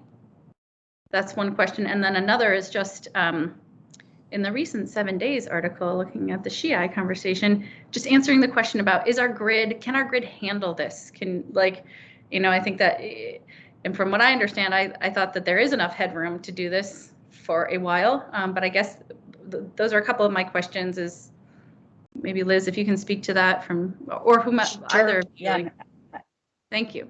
I'm happy to start and then kick it over to Ed, but you're right, kind of grid resiliency, just if that's kind of the big term we can use both regionally and in state, is also part of the focus. We put it under load management, as we were discussing a few, you know, in our bullet points earlier, but you know, you can look at that a couple of different ways, and there's a couple of different sources this committee could point to in order to not so much limit our work, but make sure that we're focused on, you know, kind of gaps, right? Things that haven't yet been done. So for example, Velco is doing their long range plan. And as many of you know, that, you know, it's in draft now, and it looks at the statewide grid and under, you know, relatively aggressive electrification scenarios, what might be needed and what the grid constraints would be. So that's a really good source of information for whether the grid can handle where it looks like we're going. And the short version is it can. We need to have siting and locational work on distributed generation that, you know, takes into account grid efficiency where possible in order to keep costs of upgrades down. But that's where that work resides. That part is with Velco. And then you look at the transmission and distribution system that each distribution utility maintains, and the planning that's needed there. You know, there are mandates already in state law for the planning that we have to do to continue to look at our system and know where upgrades are needed. So the good news is a lot of that is there, and what we probably need as a committee to affirm is that it needs to continue. And, you know, places like the Vermont System Planning Committee need to continue to look at how we can better integrate the regional information that VELCO maintains and the large statewide transmission system constraints that may develop with the distribution level planning that is underway, and figure out a way to perhaps, take those two layers and put them together so that we can make good decisions going forward. I think I'll stop there and let Ed, who's very expert at this stuff, weigh in. Yeah, thanks, Liz.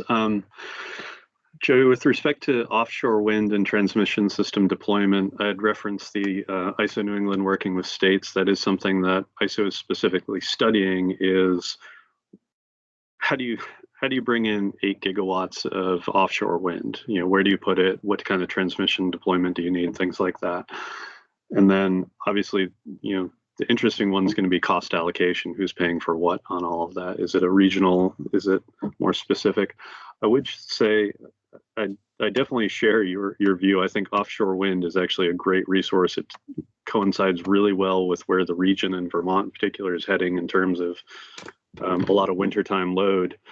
That said, I do want to emphasize the RES is really structuring the RES in such a way that here's the type of resources that we want. Generally, here's the characteristics of the resources, rather than saying utilities go buy X number of megawatts of offshore wind. I think having the flexibility, as long as we have the characteristics, as opposed to specific types of resources, I think that ends up typically being a lower cost option, and you still get roughly what you want. And then, yeah, I would agree, just echo what Liz said, we need to keep working on with the VSPC of how do we actually better integrate on the local scale, distributed generation, electrification. They've been doing some really good work. It is a challenge. Liz alluded to a FERC order, Federal Energy Regulatory Commission's Order 2222, which mandates aggregation of distributed energy resources. That's going to be a fair amount of work. It's going to be really interesting. It's going to see how we can actually do that and ensure that the folks are talking to each other, and it's not one aggregator going off and doing something that's then causing problems with another aggregator. How do we all work towards a common purpose?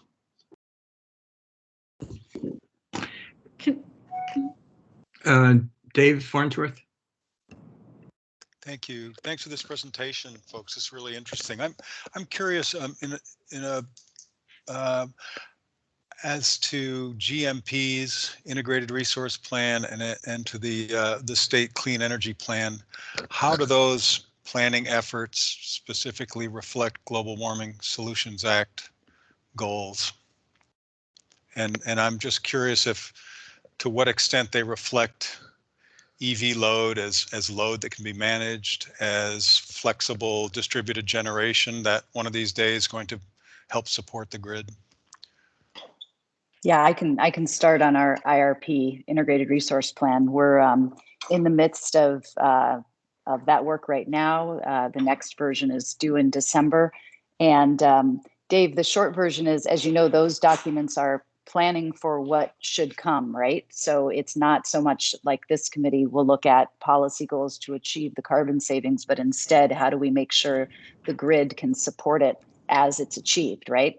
So when it comes to electrification and heat pumps, we're putting together scenarios for the IRP that stretch from the path that we're on to 100%. And what I mean by that is we'll have, I believe, 2 or 3 scenarios. We're still refining exactly the methodology, but the most aggressive scenario will assume 100% customer adoption of EVs. We want to, in this IRP, go ahead and do that, even though it's beyond sort of current trajectory models, in order to be ready, essentially, to know what is necessary in the event we have what I would call total success. Many people have asked that we plan for success, and I think the way to do that is to model it so that if all of the transportation for our residential customers were to change to EV, what would that look like? And in doing that, we are going to make assumptions on what load control would be.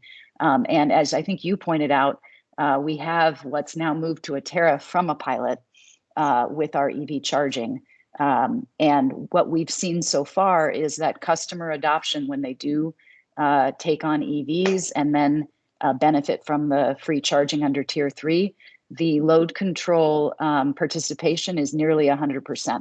What we'll be assuming in the integrated resource plan is less aggressive than that, just assuming that, some people for whatever reason may not want to save and participate. So we're planning on looking at 75% load control, but doing that even in the context of the 100% adoption. So pretty aggressive scenarios, and that's how we're handling it in the IRP. Similar aggressive scenarios on heat pumps. Thank you. Yeah, and Dave, for the comprehensive energy plan, we're actually using in some ways as a starting point Velco's long-range transmission plan, which has worked through the Vermont System Planning Committee, using the load forecast, which includes an EV forecast, a heat pump forecast, PV forecasts, all those as well, sort of rolled in together. We're using that as sort of the base to start the modeling efforts, because it is something that a broad group of stakeholders all worked towards to develop some common understandings about that. Velco's long-range transmission plan, that load forecast, my memory is that it assumed about 75% load control for all that new for the heat pumps and the EVs. I think that's accurate. We definitely want to play with some sensitivities in the analysis of what happens, different levels. And again, to go back to ISO New England, they've started doing electrification forecasts on EVs and heat pumps as well. And in their transmission planning scenarios, we've asked them to play around with sensitivities of what happens if all this load is uncontrolled versus controlled. What are the different cost impacts? How does that affect system expansion and some other issues as well? And then generally, similar to what Liz was saying for the GMP IRP, we're going to be looking at the different scenarios, and the idea of EVs as mobile storage units is something that we haven't spent a lot of time on yet, but definitely people have been kicking around the idea. I just don't know the extent to which we're going to really dive in deep on it. Okay, thanks. Dave, is that it for you? All right. Thanks very much, guys. And I guess my request back to you would be to ask you, as you continue this work, to think about those aspects of the future policy sets that you've been talking about, those aspects that are kind of going to take care of themselves because they're already part of the planning process, they're already part of IRP, they're already part of what the ISO is doing or what have you, and those aspects that could either require or benefit from specific action by this climate council. So, there's a large fraction of what you've been talking about is great work that's going on anyway. We really need your help to identify the action steps that we should take to make things happen better and faster. This is you all are representing a sector with, where the progress has been, impressive, and it's accumulated over decades, and compared with the other sectors that we're dealing with. Now, Peter, I'd like to turn to you as the representative of the multiple non-energy sectors that we need to address in the climate action plan. Great, thanks, Richard. I'm going to take a slightly different approach in terms of introduction to this topic, because this is not an area, frankly, where most of the subcommittee probably has spent that much time in thinking about agricultural emissions, industrial emissions, that are not essentially the non-energy pieces. I just want to ground the subcommittee a little bit in where those emissions come from based on our calculations, and then talk a little bit about what's going on, and then talk a little bit about the sort of jurisdictional question with one of the other subcommittees, the Ag and Ecosystem Services Subcommittee, about how we might think about some of those missions. So I apologize. We don't. There are some policies that are underway that I can talk through as we go through it, but we're a little less mature in the process because there isn't as much of a body of work that's been going on over the years. Right. I'm going to share my screen.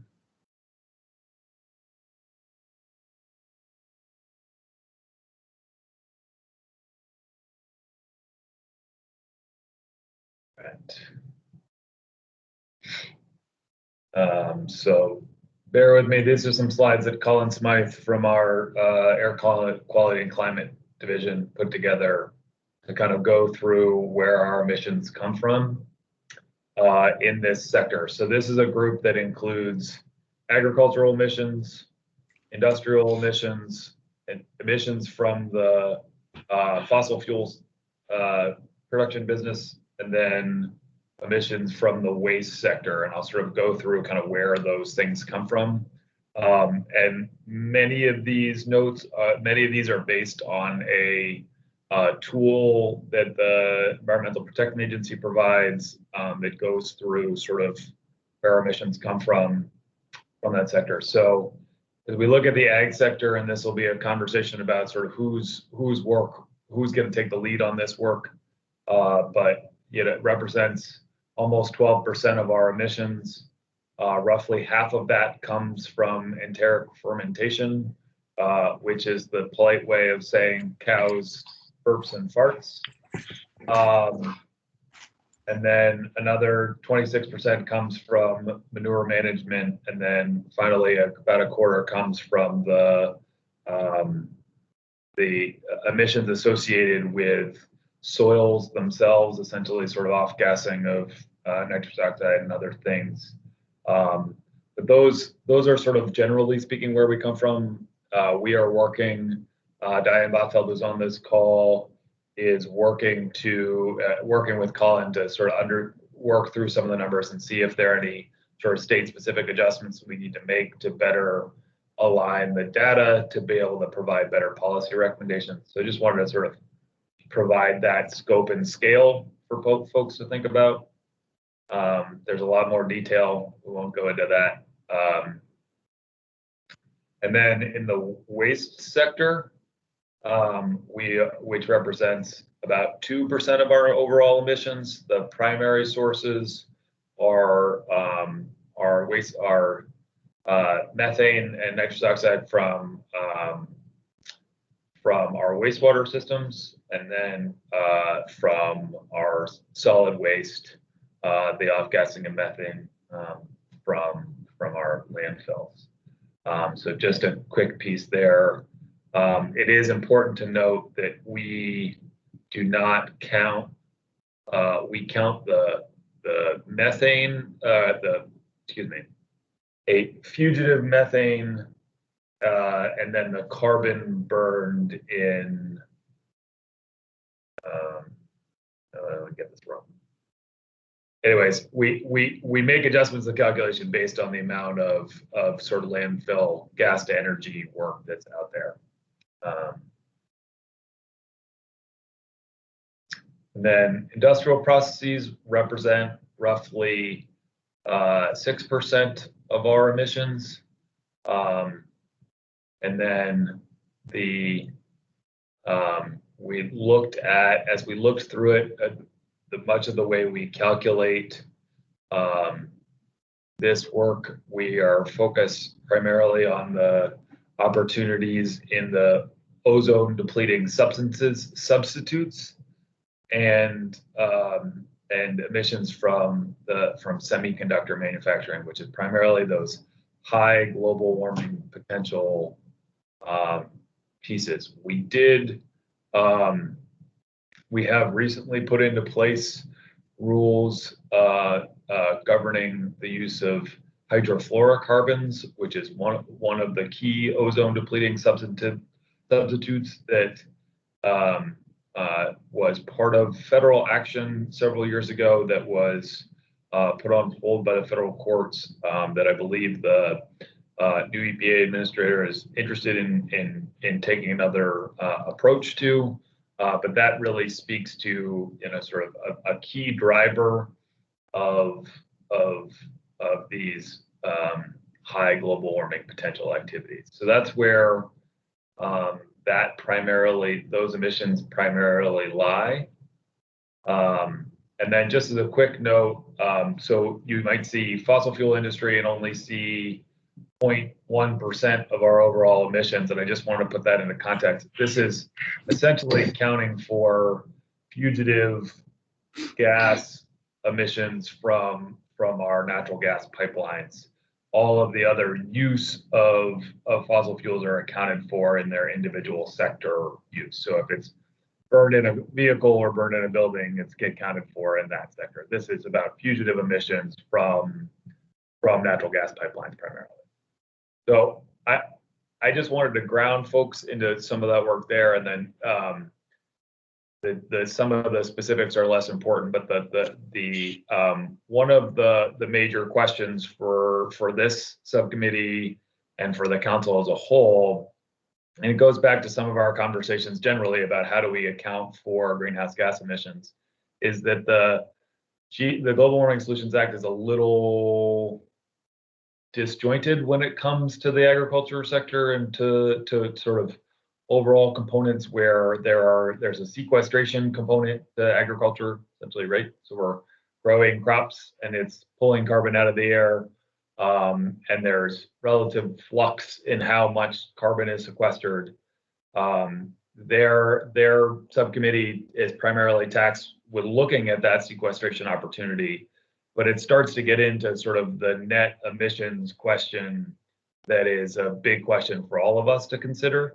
When we think about our goals to reduce emissions, it's not to the point where 20% of our emissions by 2050 is what's going to solve climate change. It's that combined with our active sequestration of carbon is going to help reduce the overall levels of carbon in the atmosphere. And so that's a kind of an open question about how the ag sector works, as it's the only one that we sort of track in a way that has both emissions from agricultural activities and the potential to withdraw those emissions from the atmosphere as well. So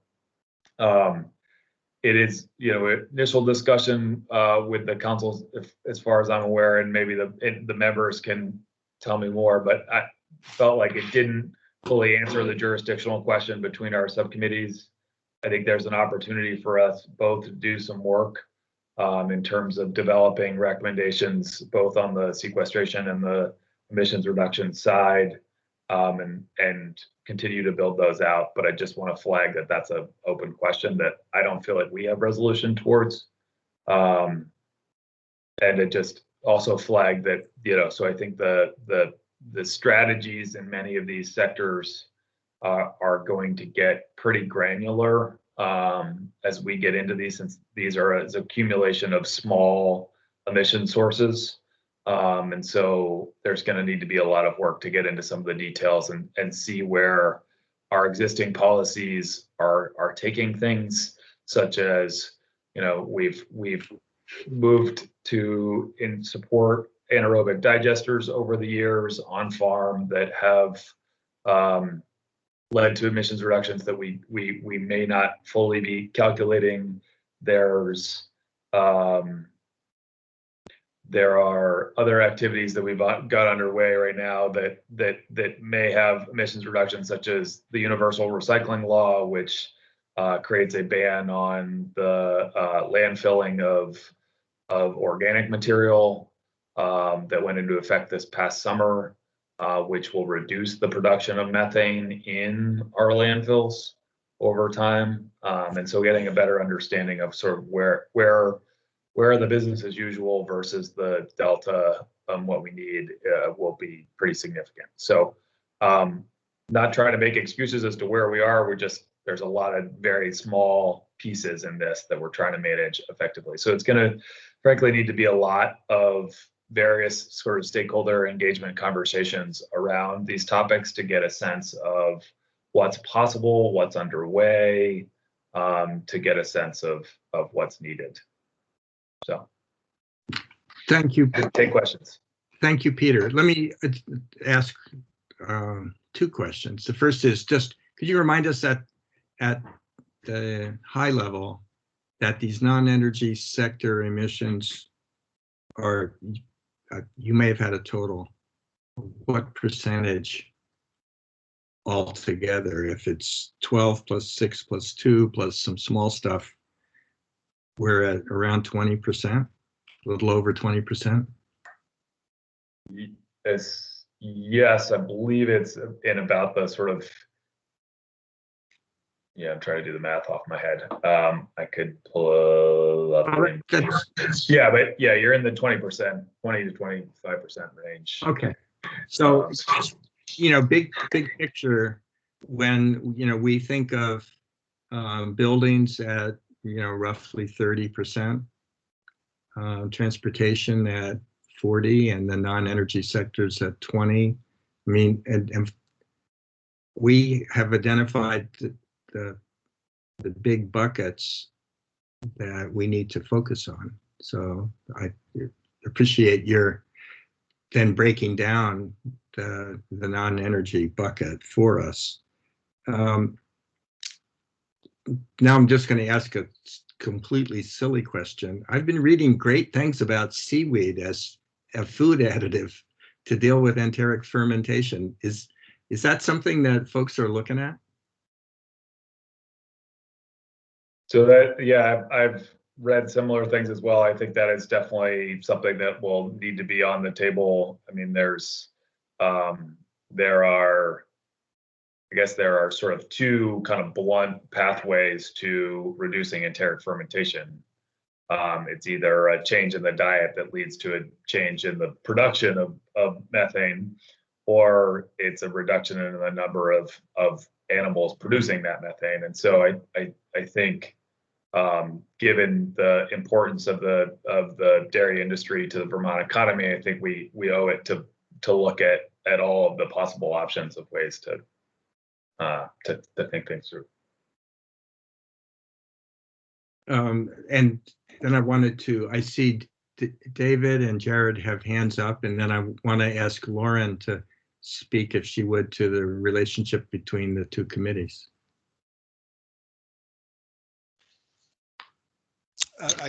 I should know the answer to this question. I'm afraid I don't. Is forestry sequestration part of this analysis?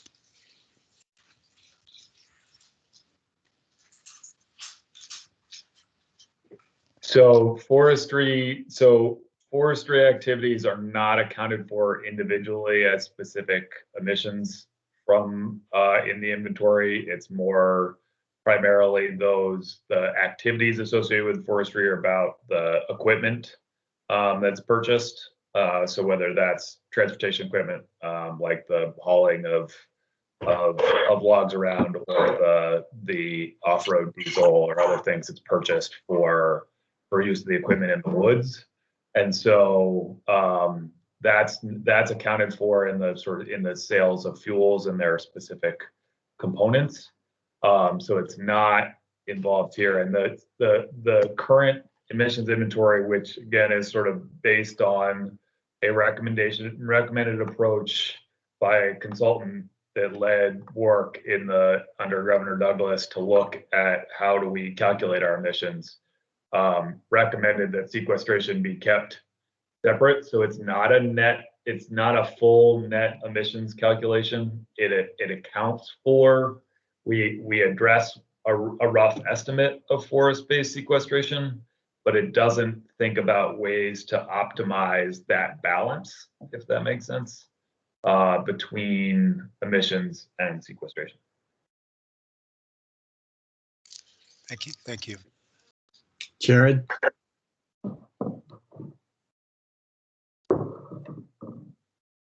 Thanks, Rich. Sorry, I have to wait for my mute button or unmute button to activate. I'm sorry I didn't think of this earlier, but I want to raise it kind of at the outset, just from kind of a categorization and division of responsibility perspective. I wonder, since that fossil fuel industry category is really about fugitive emissions from, our natural gas system, primarily methane, I wonder if there are some states that basically take that category and count it in the residential, commercial, industrial fuel use, because the rest of the natural gas emissions at the burner tip are counted there. Like Connecticut, for instance, counts their fossil fuel industry or those fugitive pipeline emissions in their RCI sector. And I'm just wondering, like, from a consistency of focus, whether or not, and I would of course defer to the buildings team or the residential, commercial, industrial fuels or thermal fuels, we're calling it the buildings team, defer to them, and then defer to you, Peter, and the team on the kind of other emissions sectors. It just strikes me that that might have a more natural home in the kind of thermal emissions bucket. I mean, it's a very small number anyway, but it feels to me a very different kind of piece of analysis and type of, and I don't even know to what degree it will show up in the final recommendations, given how small it is within Vermont's borders, at least. But just wanted to raise that, because it does, like, in this categorization of energy versus non-energy, it doesn't strike me as making sense that the fossil fuel industry emissions would be in the non-energy sector.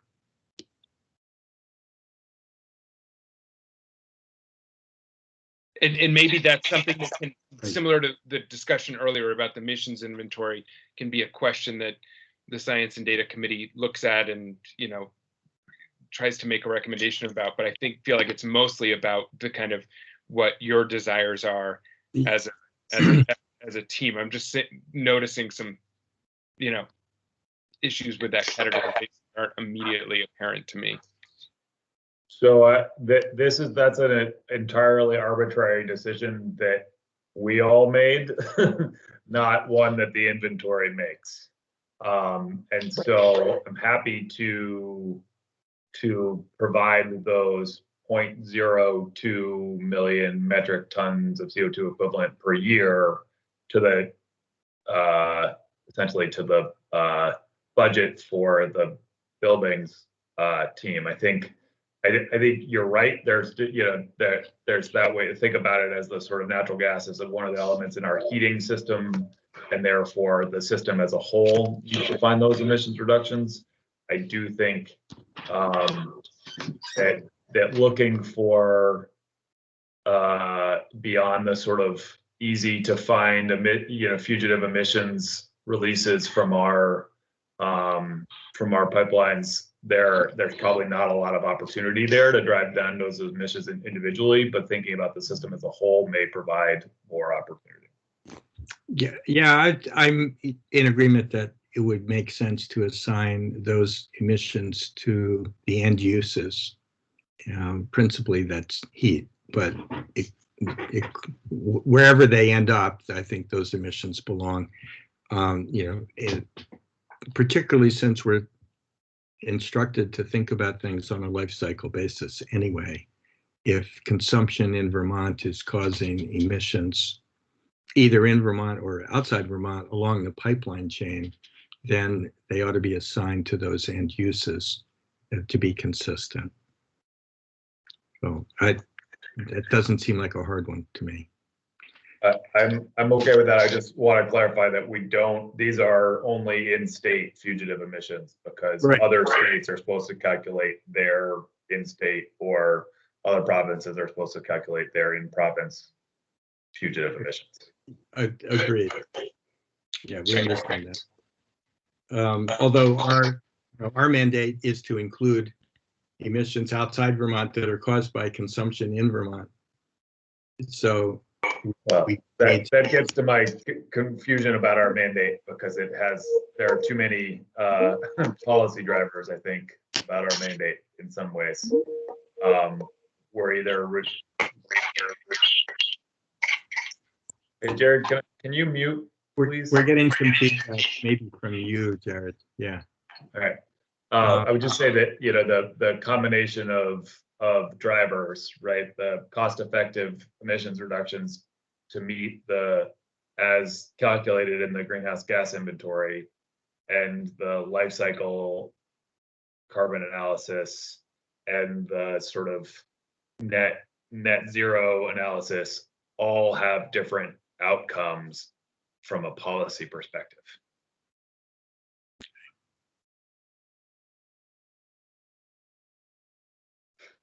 There's nothing to say back to that, Peter. That we know we have a complicated job. So, Jared, your hand is still up? Did you have more? Okay. Peter, thanks very much. And let me ask you on a going forward basis, as you know, you volunteered to be the discussion lead for the committee on this, which is great. We love it. Are you looking for help? And are there others who ought to be discussing this with you? And I did sort of point out Lauren a little while ago and asking if she had a comment on how this coordinates with the work of your other committee. So I won't presume. Sorry, go ahead, Lauren. Yeah, well, I should admit first off that the Agriculture and Ecosystem Subcommittee is about a week and a half behind this subcommittee, and that we're still finalizing our charge and trying to create separate task leads, much like you all have. Though not necessarily sector specific, we're kind of looking at statute as saying that we have to both consider climate mitigation through carbon sequestration, storage, and emissions reductions from the forestry and agriculture sectors, as well as climate adaptation and resilience. So we've kind of got 3 different areas that we need to be looking at and figuring out how to break down that, especially given the 2 big pillars of ag and forest.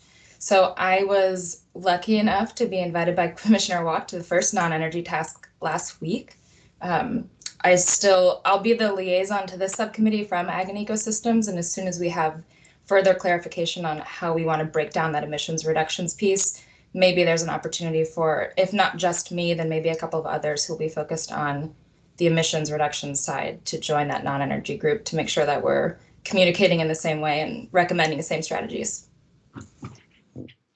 I think it would be helpful to us when you have it to provide us with some kind of ballpark estimate on sequestration, the potential scale of sequestration success, and to realize, you know, it would help us to understand whether that's something that we could legitimately take into account in meeting the overall climate goals of the state, or whether it's just something compared to business as usual that doesn't really amount to much.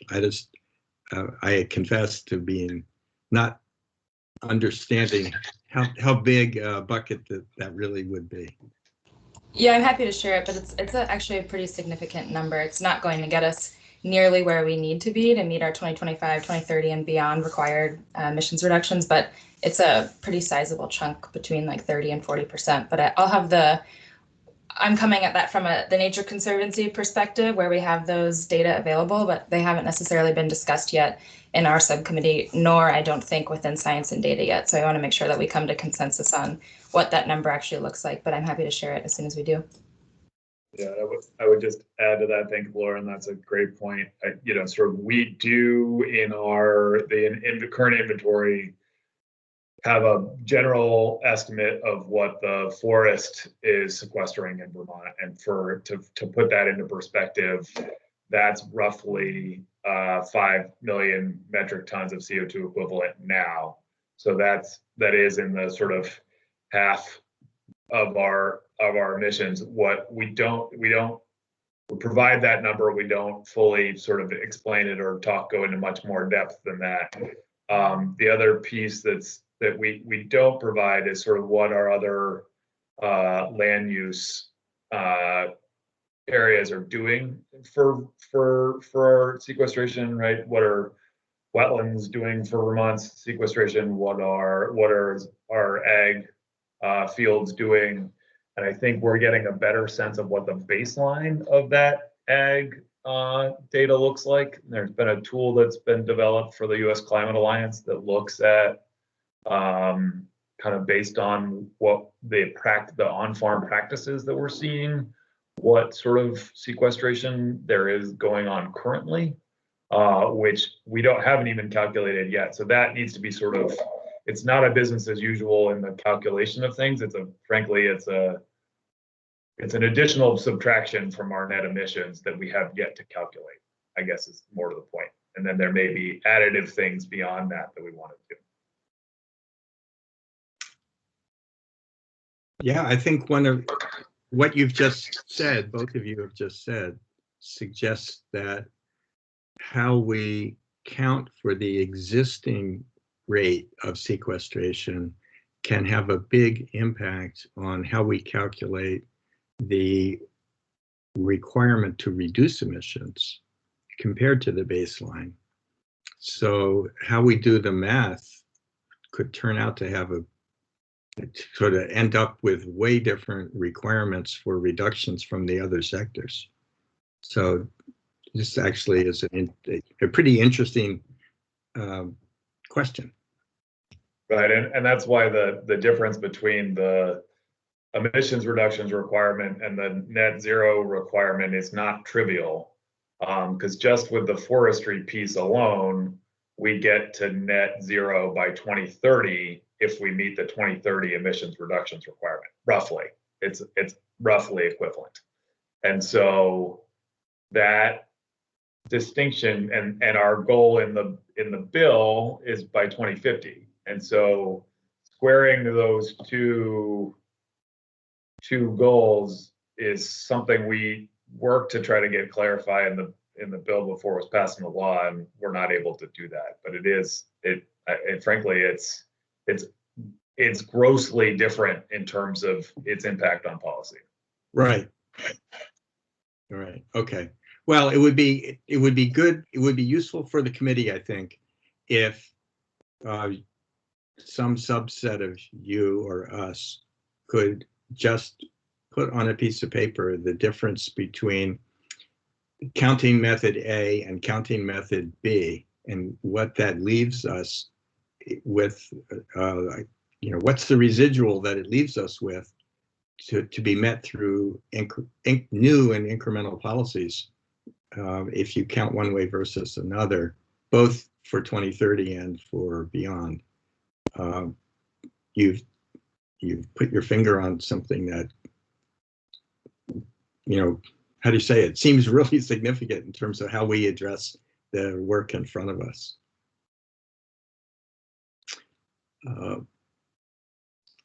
Well, thanks for that, and Lauren, good luck. Good luck in your liaison role. We're counting on you for some guidance on these topics. Appreciate it. Thanks, Rich. Okay, next we've gone through the four big buckets that this committee is having to address, and the next topic on our agenda is to talk about how are we going to address it and what kind of consulting assistance we're going to get. This is going back to something that has been asked a couple of times already on this call. And Peter, do you want to lead us off on that? Or is it? I might look to Jane for some of the specifics. I think there's an interrelated conversation about analysis and comparison and how we're going to evaluate our policy development. But maybe Jane, do you want to start with the RFI process, and then maybe I can talk. We can talk about the CEP link up as well. Sure. I have, and Jared, chime in too, but we came to a consensus at the Science and Data Committee meeting yesterday on sort of a process for coming to consensus on how we will go out for a technical services contract. And maybe I have actually, coincidentally, I have a slide open that I was going to share with the steering committee at the meeting at 2 o'clock. So let me see if that comes through for you all. You guys all see that? Yes. Great. Okay, so just for your understanding, and to bring everybody up to speed who may not have been involved in these earlier conversations, the Global Warming Solutions Act has funding, roughly $800,000 set aside for technical services contracts. There was an RFI that went out at the beginning of February, was out for the month of February, that highlighted 8 questions to respond to. We got 15 proposals back with varying responses to the 8 questions that were put out. Those 8 questions were drafted largely by A&R staff around what were the kinds of questions that we should be asking through our technical services contracts in order to meet the requirements of Global Warming Solutions Act and have the right contracts in hand to ask the questions that you all are talking about.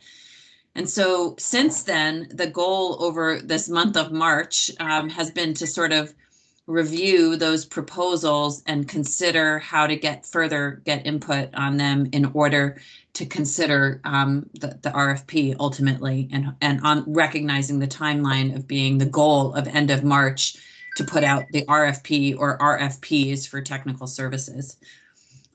This is sort of complicated. I'll put a plug in that and let Peter start to talk about that a little bit, by the contractual services that are already underway for the comprehensive energy plan, and sort of the recognition of how closely we should align and or use those contractual services now, or build off of them in best practices perhaps.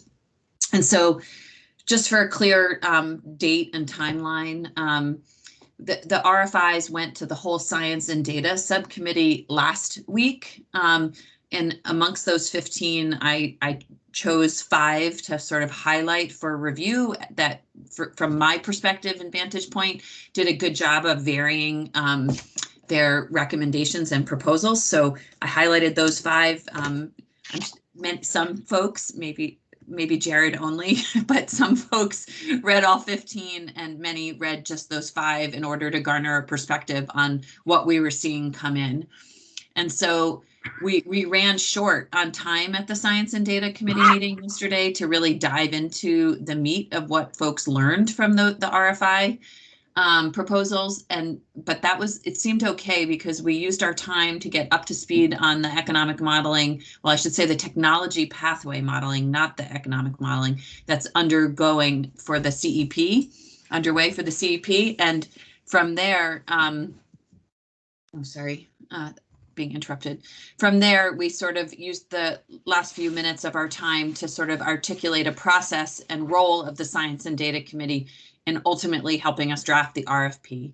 And you'll also see, as we've thought through it, Jared and his liaison role was good to point out roles for cross-sector mitigation also along the way. So Jared and I in particular are going to meet tomorrow and think about some questions to propose to further highlight the Science and Data Committee's review of the RFP proposals. That my hope is that then tomorrow night I would share with the committee and ask them to fill out and answer some simple questions, but focused questions around what we learned from the RFI and where we want to go with respect to technical contracts. Those comments would be returned to me by Monday for me to synthesize and put forward a proposal to the Science and Data Committee for their meeting on Wednesday.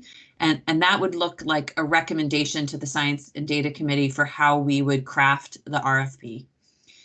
The hope, and this is maybe the ambitious part, is then by Friday, I would have drafted the RFP and then or multiple RFPs if that's the route we chose to take, and share that with the Science and Data Committee and the cross-sector mitigation subcommittees for you all to review and and comment on. We would finalize that review and have a space in your meetings 2 weeks from now on March 31st, and then the cross-sector mitigation on the 1st to just have a dialogue about the RFP. And barring any like large substantive changes, we would be able to present it to the steering committee and hopefully advance the RFP by April 2nd, that Friday. So with all of this in front of us, that realistically means that we'll have these technical service providers on contract by the end of April, if not the first week of May, available to do work. So that's sort of where we're at with the process. And maybe I'm happy to answer questions on that and then further refine what we're thinking about for those technical service contracts, maybe after we have a little bit of a conversation about the ongoing modeling work in service of the CEP. I can leave this up or I can close it based on what folks have, their druthers are for questions. I saw Christine's hand go up, and Jared, feel free to jump in and highlight anything I missed. That was a great overview, Jane. I'll just add one quick thing, which is that, of course, all members of the cross-sector mitigation committee, members of the public who are joining now would be welcome to join that science and data committee meeting that's scheduled for next Wednesday, the 24th from 1:30 to 3 o'clock. If you want to have the chance to be part of that discussion rather than waiting until, April 1st. So we discussed that yesterday during Science and Data, that we wanted to explicitly invite cross-sector mitigation committee members who have a particular interest in the RFP design to join us at our Science and Data Committee meeting next Wednesday. Yep, that's right. Thank you. Christine? Thank you. That was a very helpful update. Can you summarize briefly what type of modeling is being done for the CEP and who, and or least cost analysis, and who has been hired to do that work? I'm happy to speak to that, Peter, or if you feel like you have a better grasp on it, you're welcome to also. I can jump in and you can back me up, I guess. Christine, that's a great question. So we have been, through last summer into the fall, the Department of Environmental Conservation, in partnership with the Public Service Department, have been looking at ways to analyze our emissions and analyze different energy pathways. This is some work that had been previously done by NESCOM in partnership with the Stockholm Energy Institute that runs the LEAP model, the low emissions. I can't remember what the model stands for. So we are in we have agreement with them to do both modeling in support of the CEP and to expand beyond that into other modeling that technically speaking, the DEC thinks is necessary, but certainly that we think we want to run through as part of this work. One of the benefits of it is we're not just getting a sort of final product in a black box. We're spending a lot of time working on the reference case, looking at business as usual, thinking about where those things are going. And at the end, we'll be trained on how to run the model and be given access to it so that we can run additional scenarios. I think that the biggest challenge, and this was something that Gina highlighted earlier, is that I want to come back to, is the sort of timing of that modeling and kind of where we are with the whole work, is that we're looking at a number of scenarios run in support of the CEP and the development of that reference case through the spring into the summer with a sort of more freedom of access. Thanks, Jane, that's very helpful. To the model in the sort of August timeframe so that we can run more policy scenarios through that work, that model. And so that really gets the question of when are we as a subcommittee going to be able to answer questions about equity and cost effectiveness and the overall potential of various options. And that is sort of the timeline that we're on, and it's not an ideal timeline, but it's frankly aggressive already in my mind. Having, for those of us who've done this level of modeling analysis, you need to get the inputs and the assumptions really well baked before you can get a reasonable outcome out of the back end. And so I think it's just want to be realistic with folks about when we're going to have a sense of what the answer of our questions about, are these policies that we've developed sufficient? What are they going to cost? How are they going to impact Vermonters in different ways? And I think one of the nice things is we're down this path, and so we've got this going, and so we can think about the RFP or RFPs as ways to augment this analysis to get to the point where we fully understand the breadth of the impact of our policy proposals.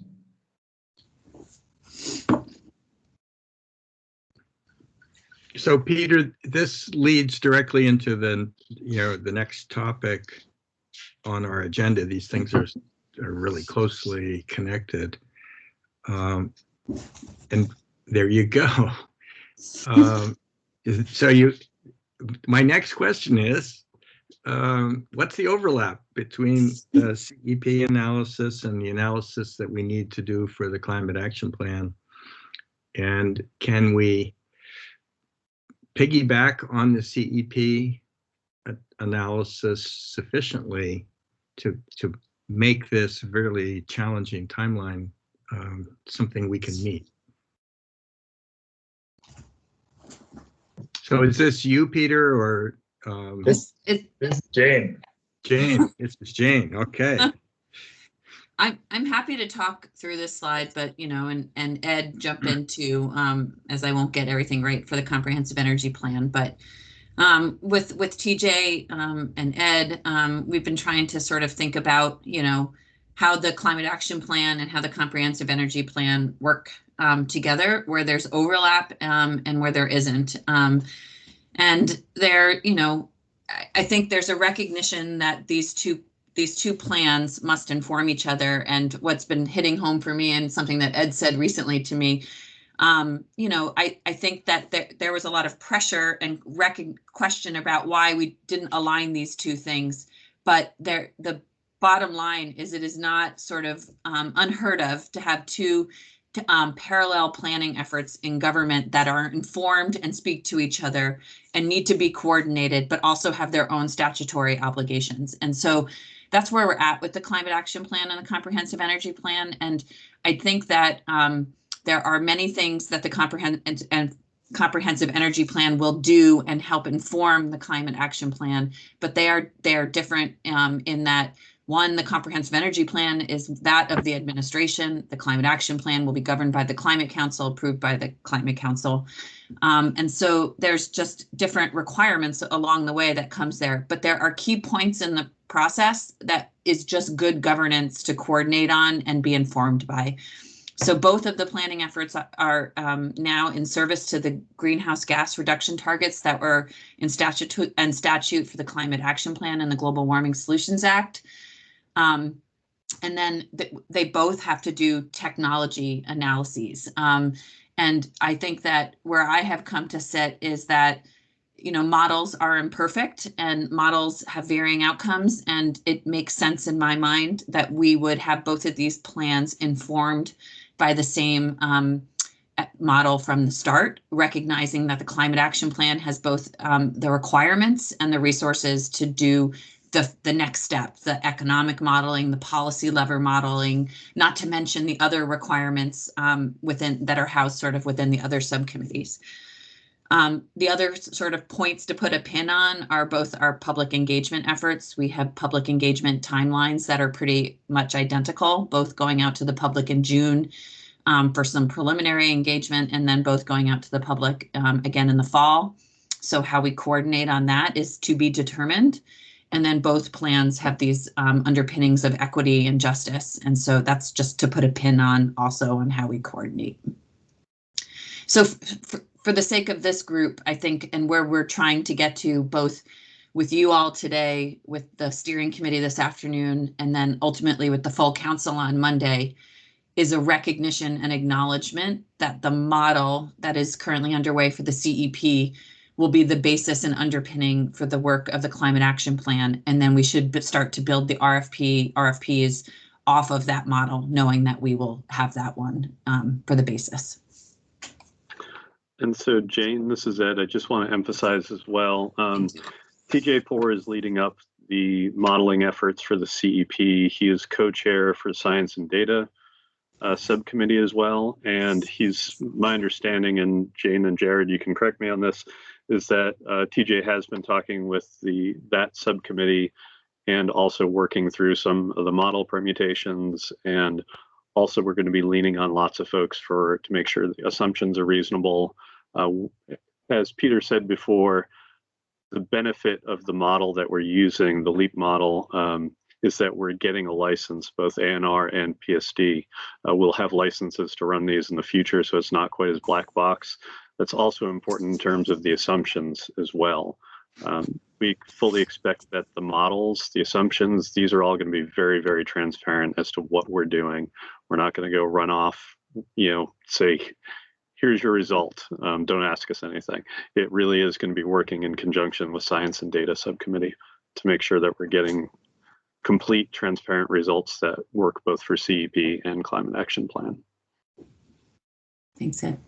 Thanks, guys. One thing that's not immediately apparent from your overlapping circles, Jane, is some of the content, particularly on the CEP. For example, transportation and fuels used in buildings, aren't called out there. Renewable electricity is called out, but those other fuels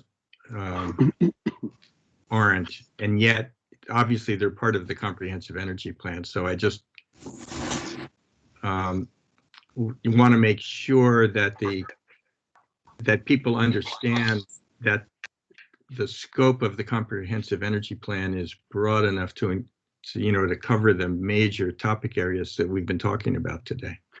So, Rich, if I can just jump in really quick. Jane, can you go to the overlapping bubbles there?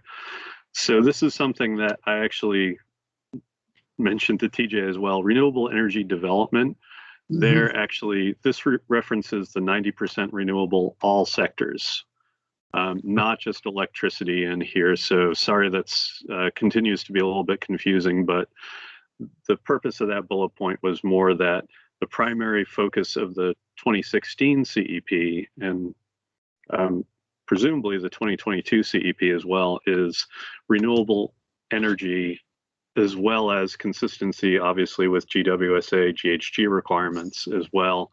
So I agree it's a little bit confusing there, Rich, but yes, CEP is definitely going to have a fair amount of overlap because we're going to be talking about electric transportation and heating as well.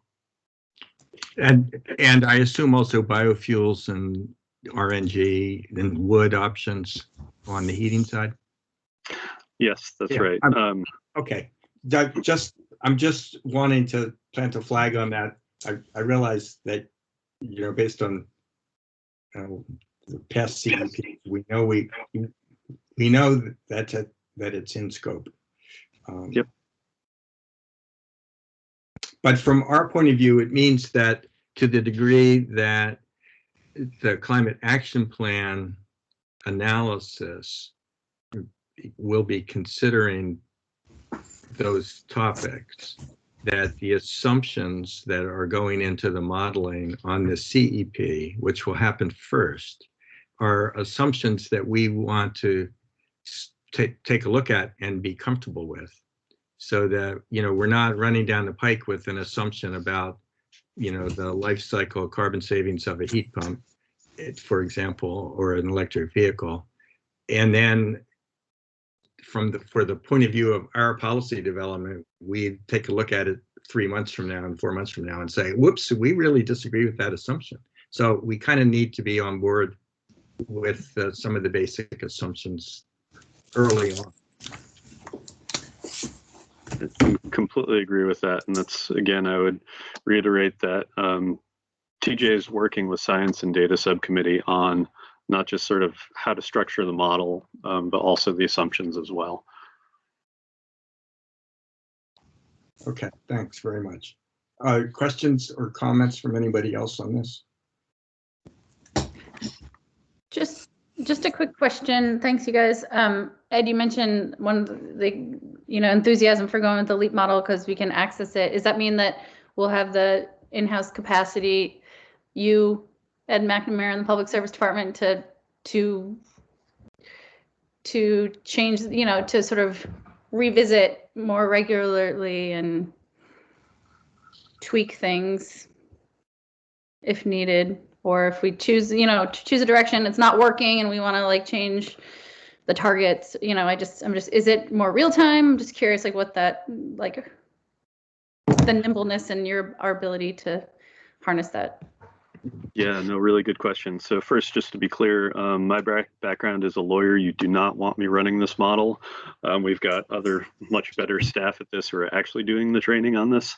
Okay, TJ and a couple other folks as well on the staff. So part of this is going to be the question of how much do you need to actually turn the crank. My understanding is that once you get all of the assumptions, that's, the vast majority of the work is to actually get the assumptions all loaded into the model, and turning the crank is actually not that difficult, but I would want to double check that before committing to saying like, yes, anytime anybody asks, we're just going to run a new sensitivity or anything like that. And so we're definitely going to be open to updating information, we're committed to updating the information, ensuring that the data set that we're using for the assumptions continues to be relevant, to be fresh. Frequency of updating the model, yes, we're open to that. Just not committing to, like, Joey, you had a great idea and you want us to run it, 6 o'clock at night, one night, we're not going to go quite that far. So. Thank you, guys. Christine? Just at a very high level, to keep it short and simple, if I heard correctly, state staff will be running the LEAP model, which sounds great. So generally speaking, what would the role of consultant be hired through the climate action planning process relative to that modeling and analysis of results from that modeling?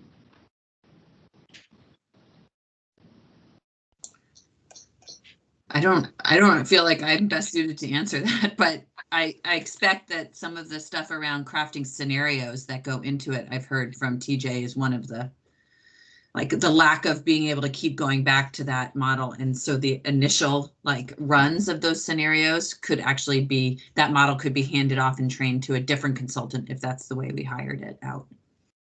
But also, there are also, Christine, there's also lots of things that this model won't provide. Yeah.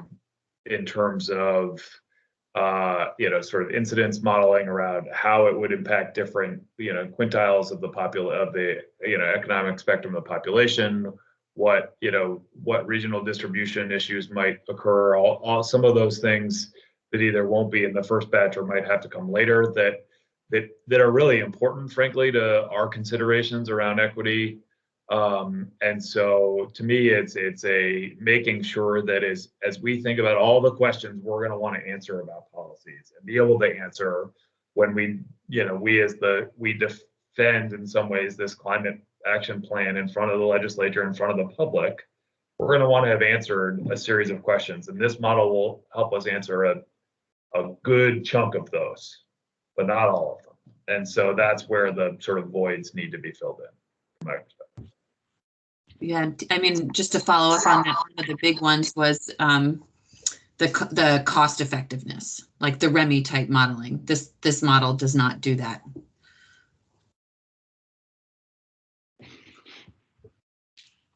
That just leads to two questions, actually, Jane. The cost effectiveness on a cost per ton basis and macroeconomic results that would come from a REMI style analysis actually are two different looks through the policies. And you're suggesting that we may want to pull out specific runs where we would be able to do one or the other of those things on a individual policy or a kind of combination of policies. And that our consultants might want to be on tap for that. So I guess that goes into this business of how do we select our consultants and what are we going to be asking them to do to complement the CEP modeling? Do we know enough now to know? I'll ask Jared this question, or this is a science and data question, really. Do we know enough now about what we are going to want to be analyzing to know which consultants we want to have on board to do what right now? Or do we want to keep some of our, I don't know how to say it, some forces in reserve to come quickly towards, later on in the process to say, whoops, we really need some resources to identify something we didn't think about back in March. I guess before Jared goes, I would jump in and say that I think we have, with the additional resources that the legislature has provided in the Budget Adjustment Act of an additional $1 million on top of the money that was originally allocated, I think we have a lot of resources and a lot of flexibility to be able to fill gaps as needed. And so I think that the Budget Adjustment Act specifically gives us the confidence we need to be able to go out and do the analysis that we deem to be necessary. Thanks, Peter. That's great. And anything further on this topic?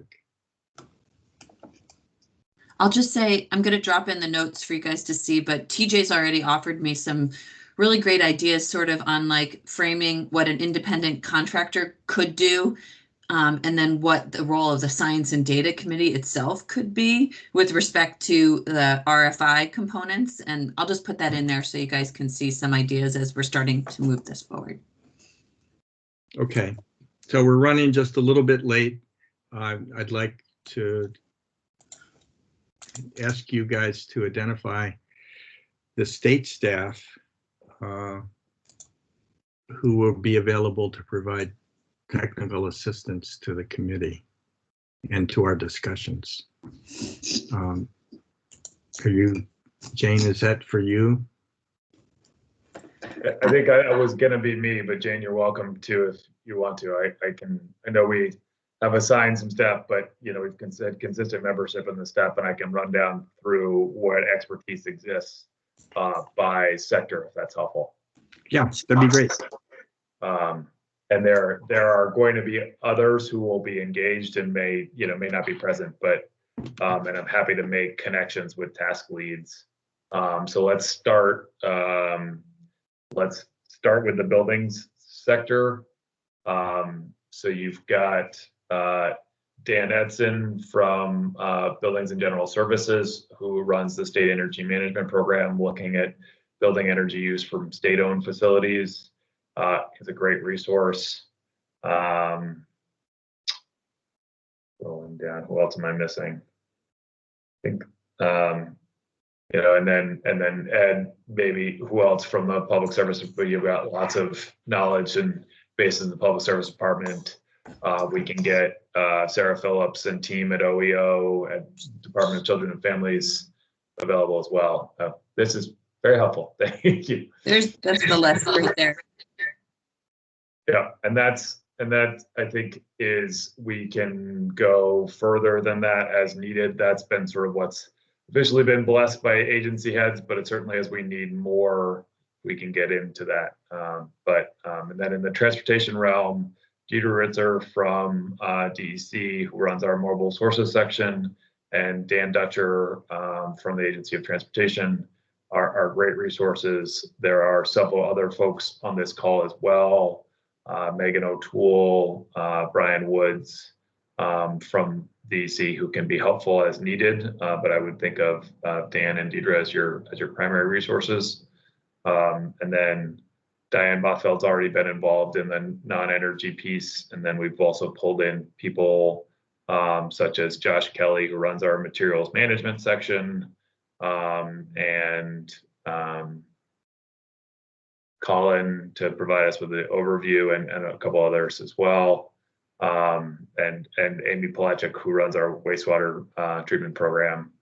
And then in the in the power sector, I would primarily rely, Ed, you know who those people are within in your shop, and then there are folks like Ken Jones who can help us with economic analysis across the board, and actually has the ability to run REMI analysis on his own, and provided with the right kind of inputs.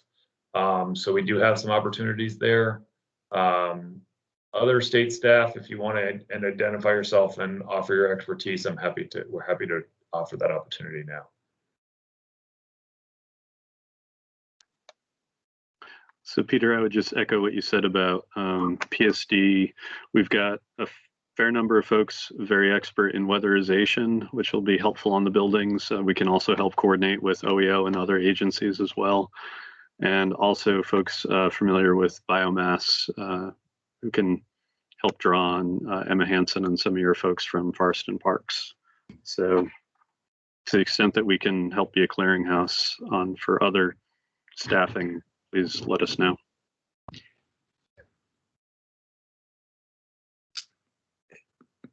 So Jane, maybe it's appropriate for me to focus this question back to you. Would you please make available to the members of the committee a good list of the contacts just alluded to, and how to get in touch with them? What's their email, what's their phone number, so that, when we're engaged in discussions on something, we come to a thorny point, hey, who is that person at Buildings and General Services, or who is that person at the Ag Department or at the DPS that we should give a call to? We could have that handy list. I'd appreciate it. We've been moving our way through finalizing the subcommittee membership, as well as the support staff in that document I just shared. So I have the folks that, as Peter alluded to, have been formally recognized by their agency heads. And maybe I'll just ground truth that perhaps with you, Peter, to make sure that I'm not missing any staff at this point. But in my observation is it probably should just be a core staff that's listed, and then that clearly has been given the time to help, and then others will be brought in on an ad hoc basis. I think I'm not asking you to, over commit people who, have been authorized, but on the other hand, Ed just, for example, referred to folks at the DPS who really know about weatherization, and, the weatherization aspect is going to be important to the buildings discussion, and so we'll probably want to know, who we should call, and maybe that would just be an ad hoc question kind of thing, as opposed to an assignment that's part of somebody's ongoing job responsibilities. We're at the time in our meeting when I'd like to open up this whole committee to comments from members of the public who would like to address the committee at this time. If there's any member of the public who would like to speak, please identify yourself and we'll call on you.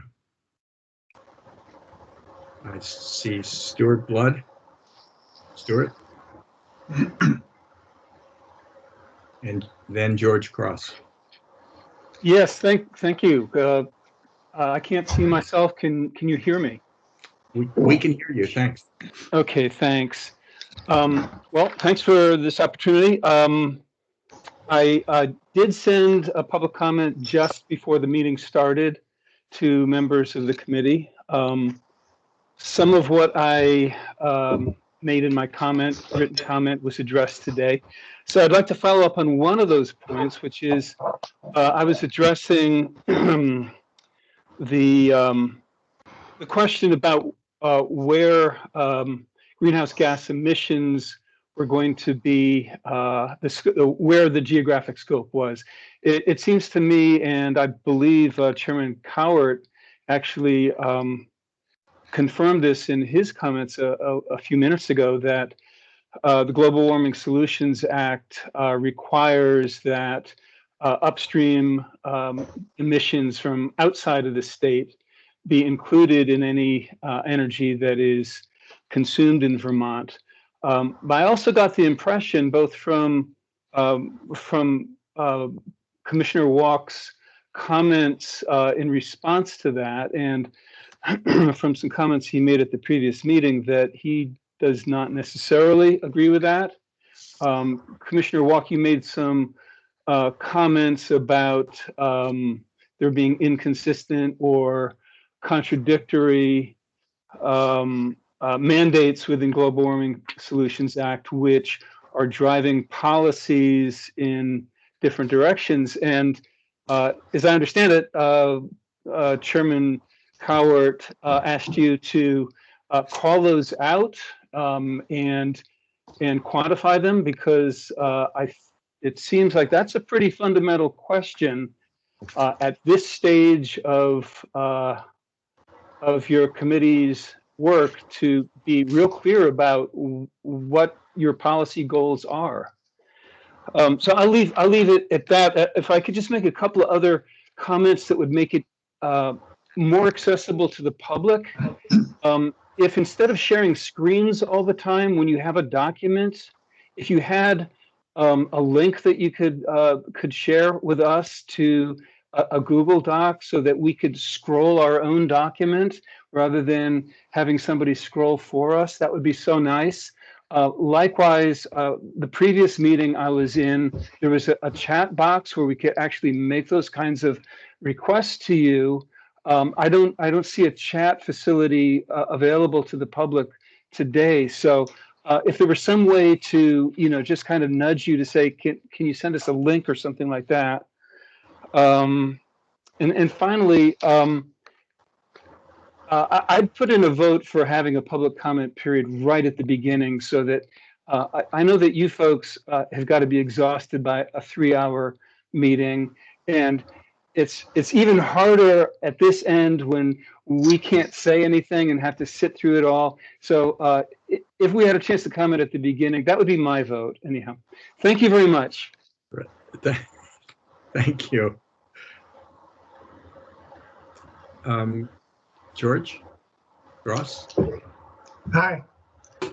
Had a couple of comments.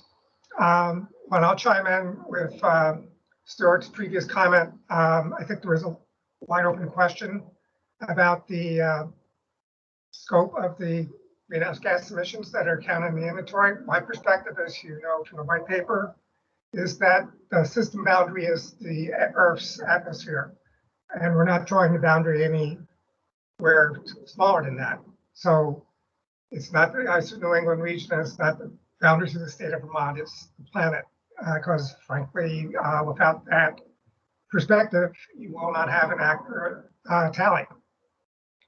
Moving to a different part of this conversation, one of the things that I'm concerned about is, and I've said this in a previous comment to this council, this committee, is there's a very limited discussion of the funding for all these activities that are contemplated.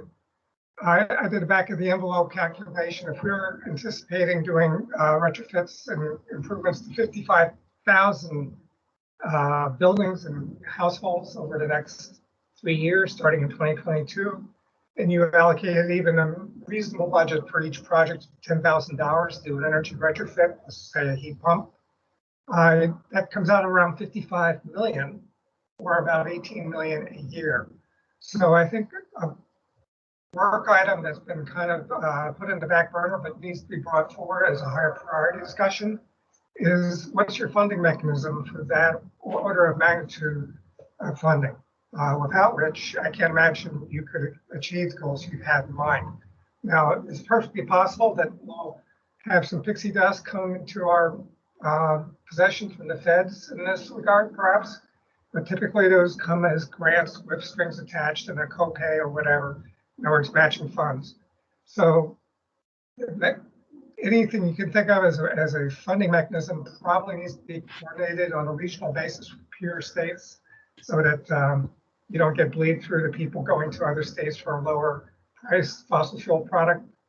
So as a conversation needs to be opened up, and someone probably needs to investigate how to start, trailblazing, how to get that conversation going, sort of like we did with TCI, although as far as I can tell, that's currently stalled. Thank you. Thanks very much. Any other comments? All right. Hey, Richard, maybe if I could provide a little bit of clarity before Steve goes, just I think because it'd be helpful for where I see the distinction in the law. The specific requirements of which we are held, as a state are held to account, are the requirements to reduce emissions as calculated by the greenhouse gas emissions inventory.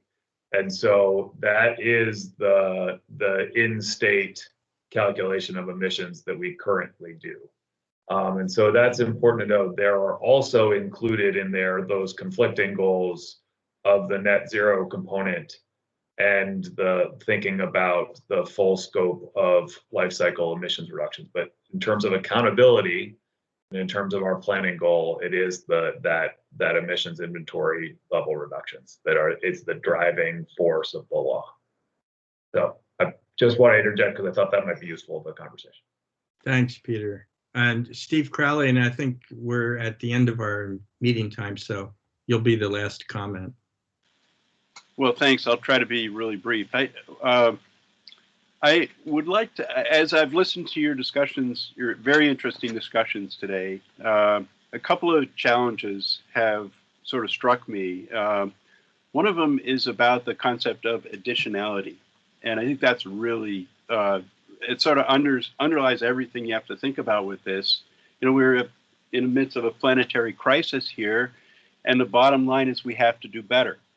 So everything that we've done before counts as the kind of status quo, and we have to improve on that. So when we look at old solutions, for example, and latch onto an old solution and say, oh, now we're doing better, that's missing the point. That's cheating. I think one particular, it came up a few times, so one I'd like to point to is I think at one point the comment was made, maybe by Chairman Cowart, about in discussing forest sequestration and the difference between, say, 80% reduction and net zero. Maybe that's all taken up by forest sequestration. I think it's more challenging than that. I think that we have always been doing forest sequestration. We may not have identified it and included it in our math, but we've always been doing it. So just to include it in our math doesn't solve the problem. So we need to look at the additionality of forest sequestration, not just what's the status quo and start counting it. I think that's very challenging, but I think people are working on that. I didn't come up with it myself, thankfully.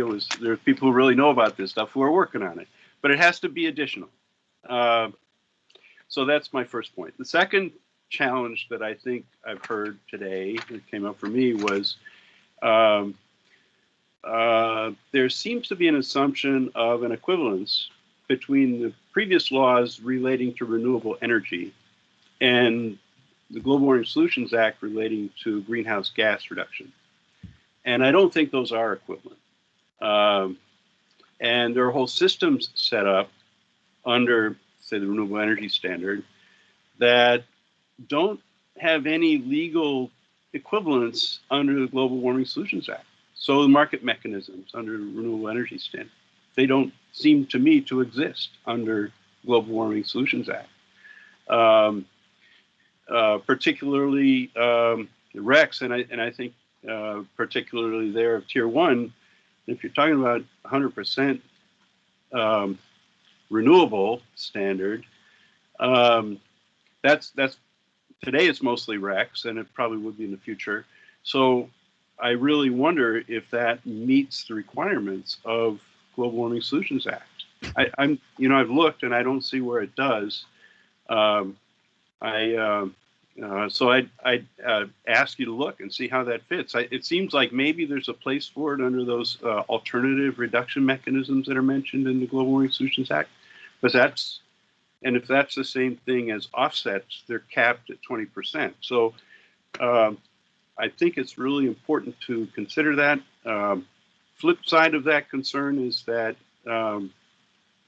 this challenge represents a great opportunity to do some really serious development of renewable energy in the state, of zero carbon renewables around the state. And we have a solar industry that's lagging compared to what it used to be. So I think it's an opportunity. It's not just a challenge. So I will just leave it at that. And thank you very much. I appreciate all your work. All right, thank you. Anything further from members of the committee? All right, hearing nothing further, I think we can declare this meeting adjourned. Thank you all. Next time we'll try to integrate a break in there. This was a good effort by everybody to stay involved. Right, because it wasn't on the agenda and I figured we would power through, but I appreciate everybody. Thanks, All right. Thanks, guys.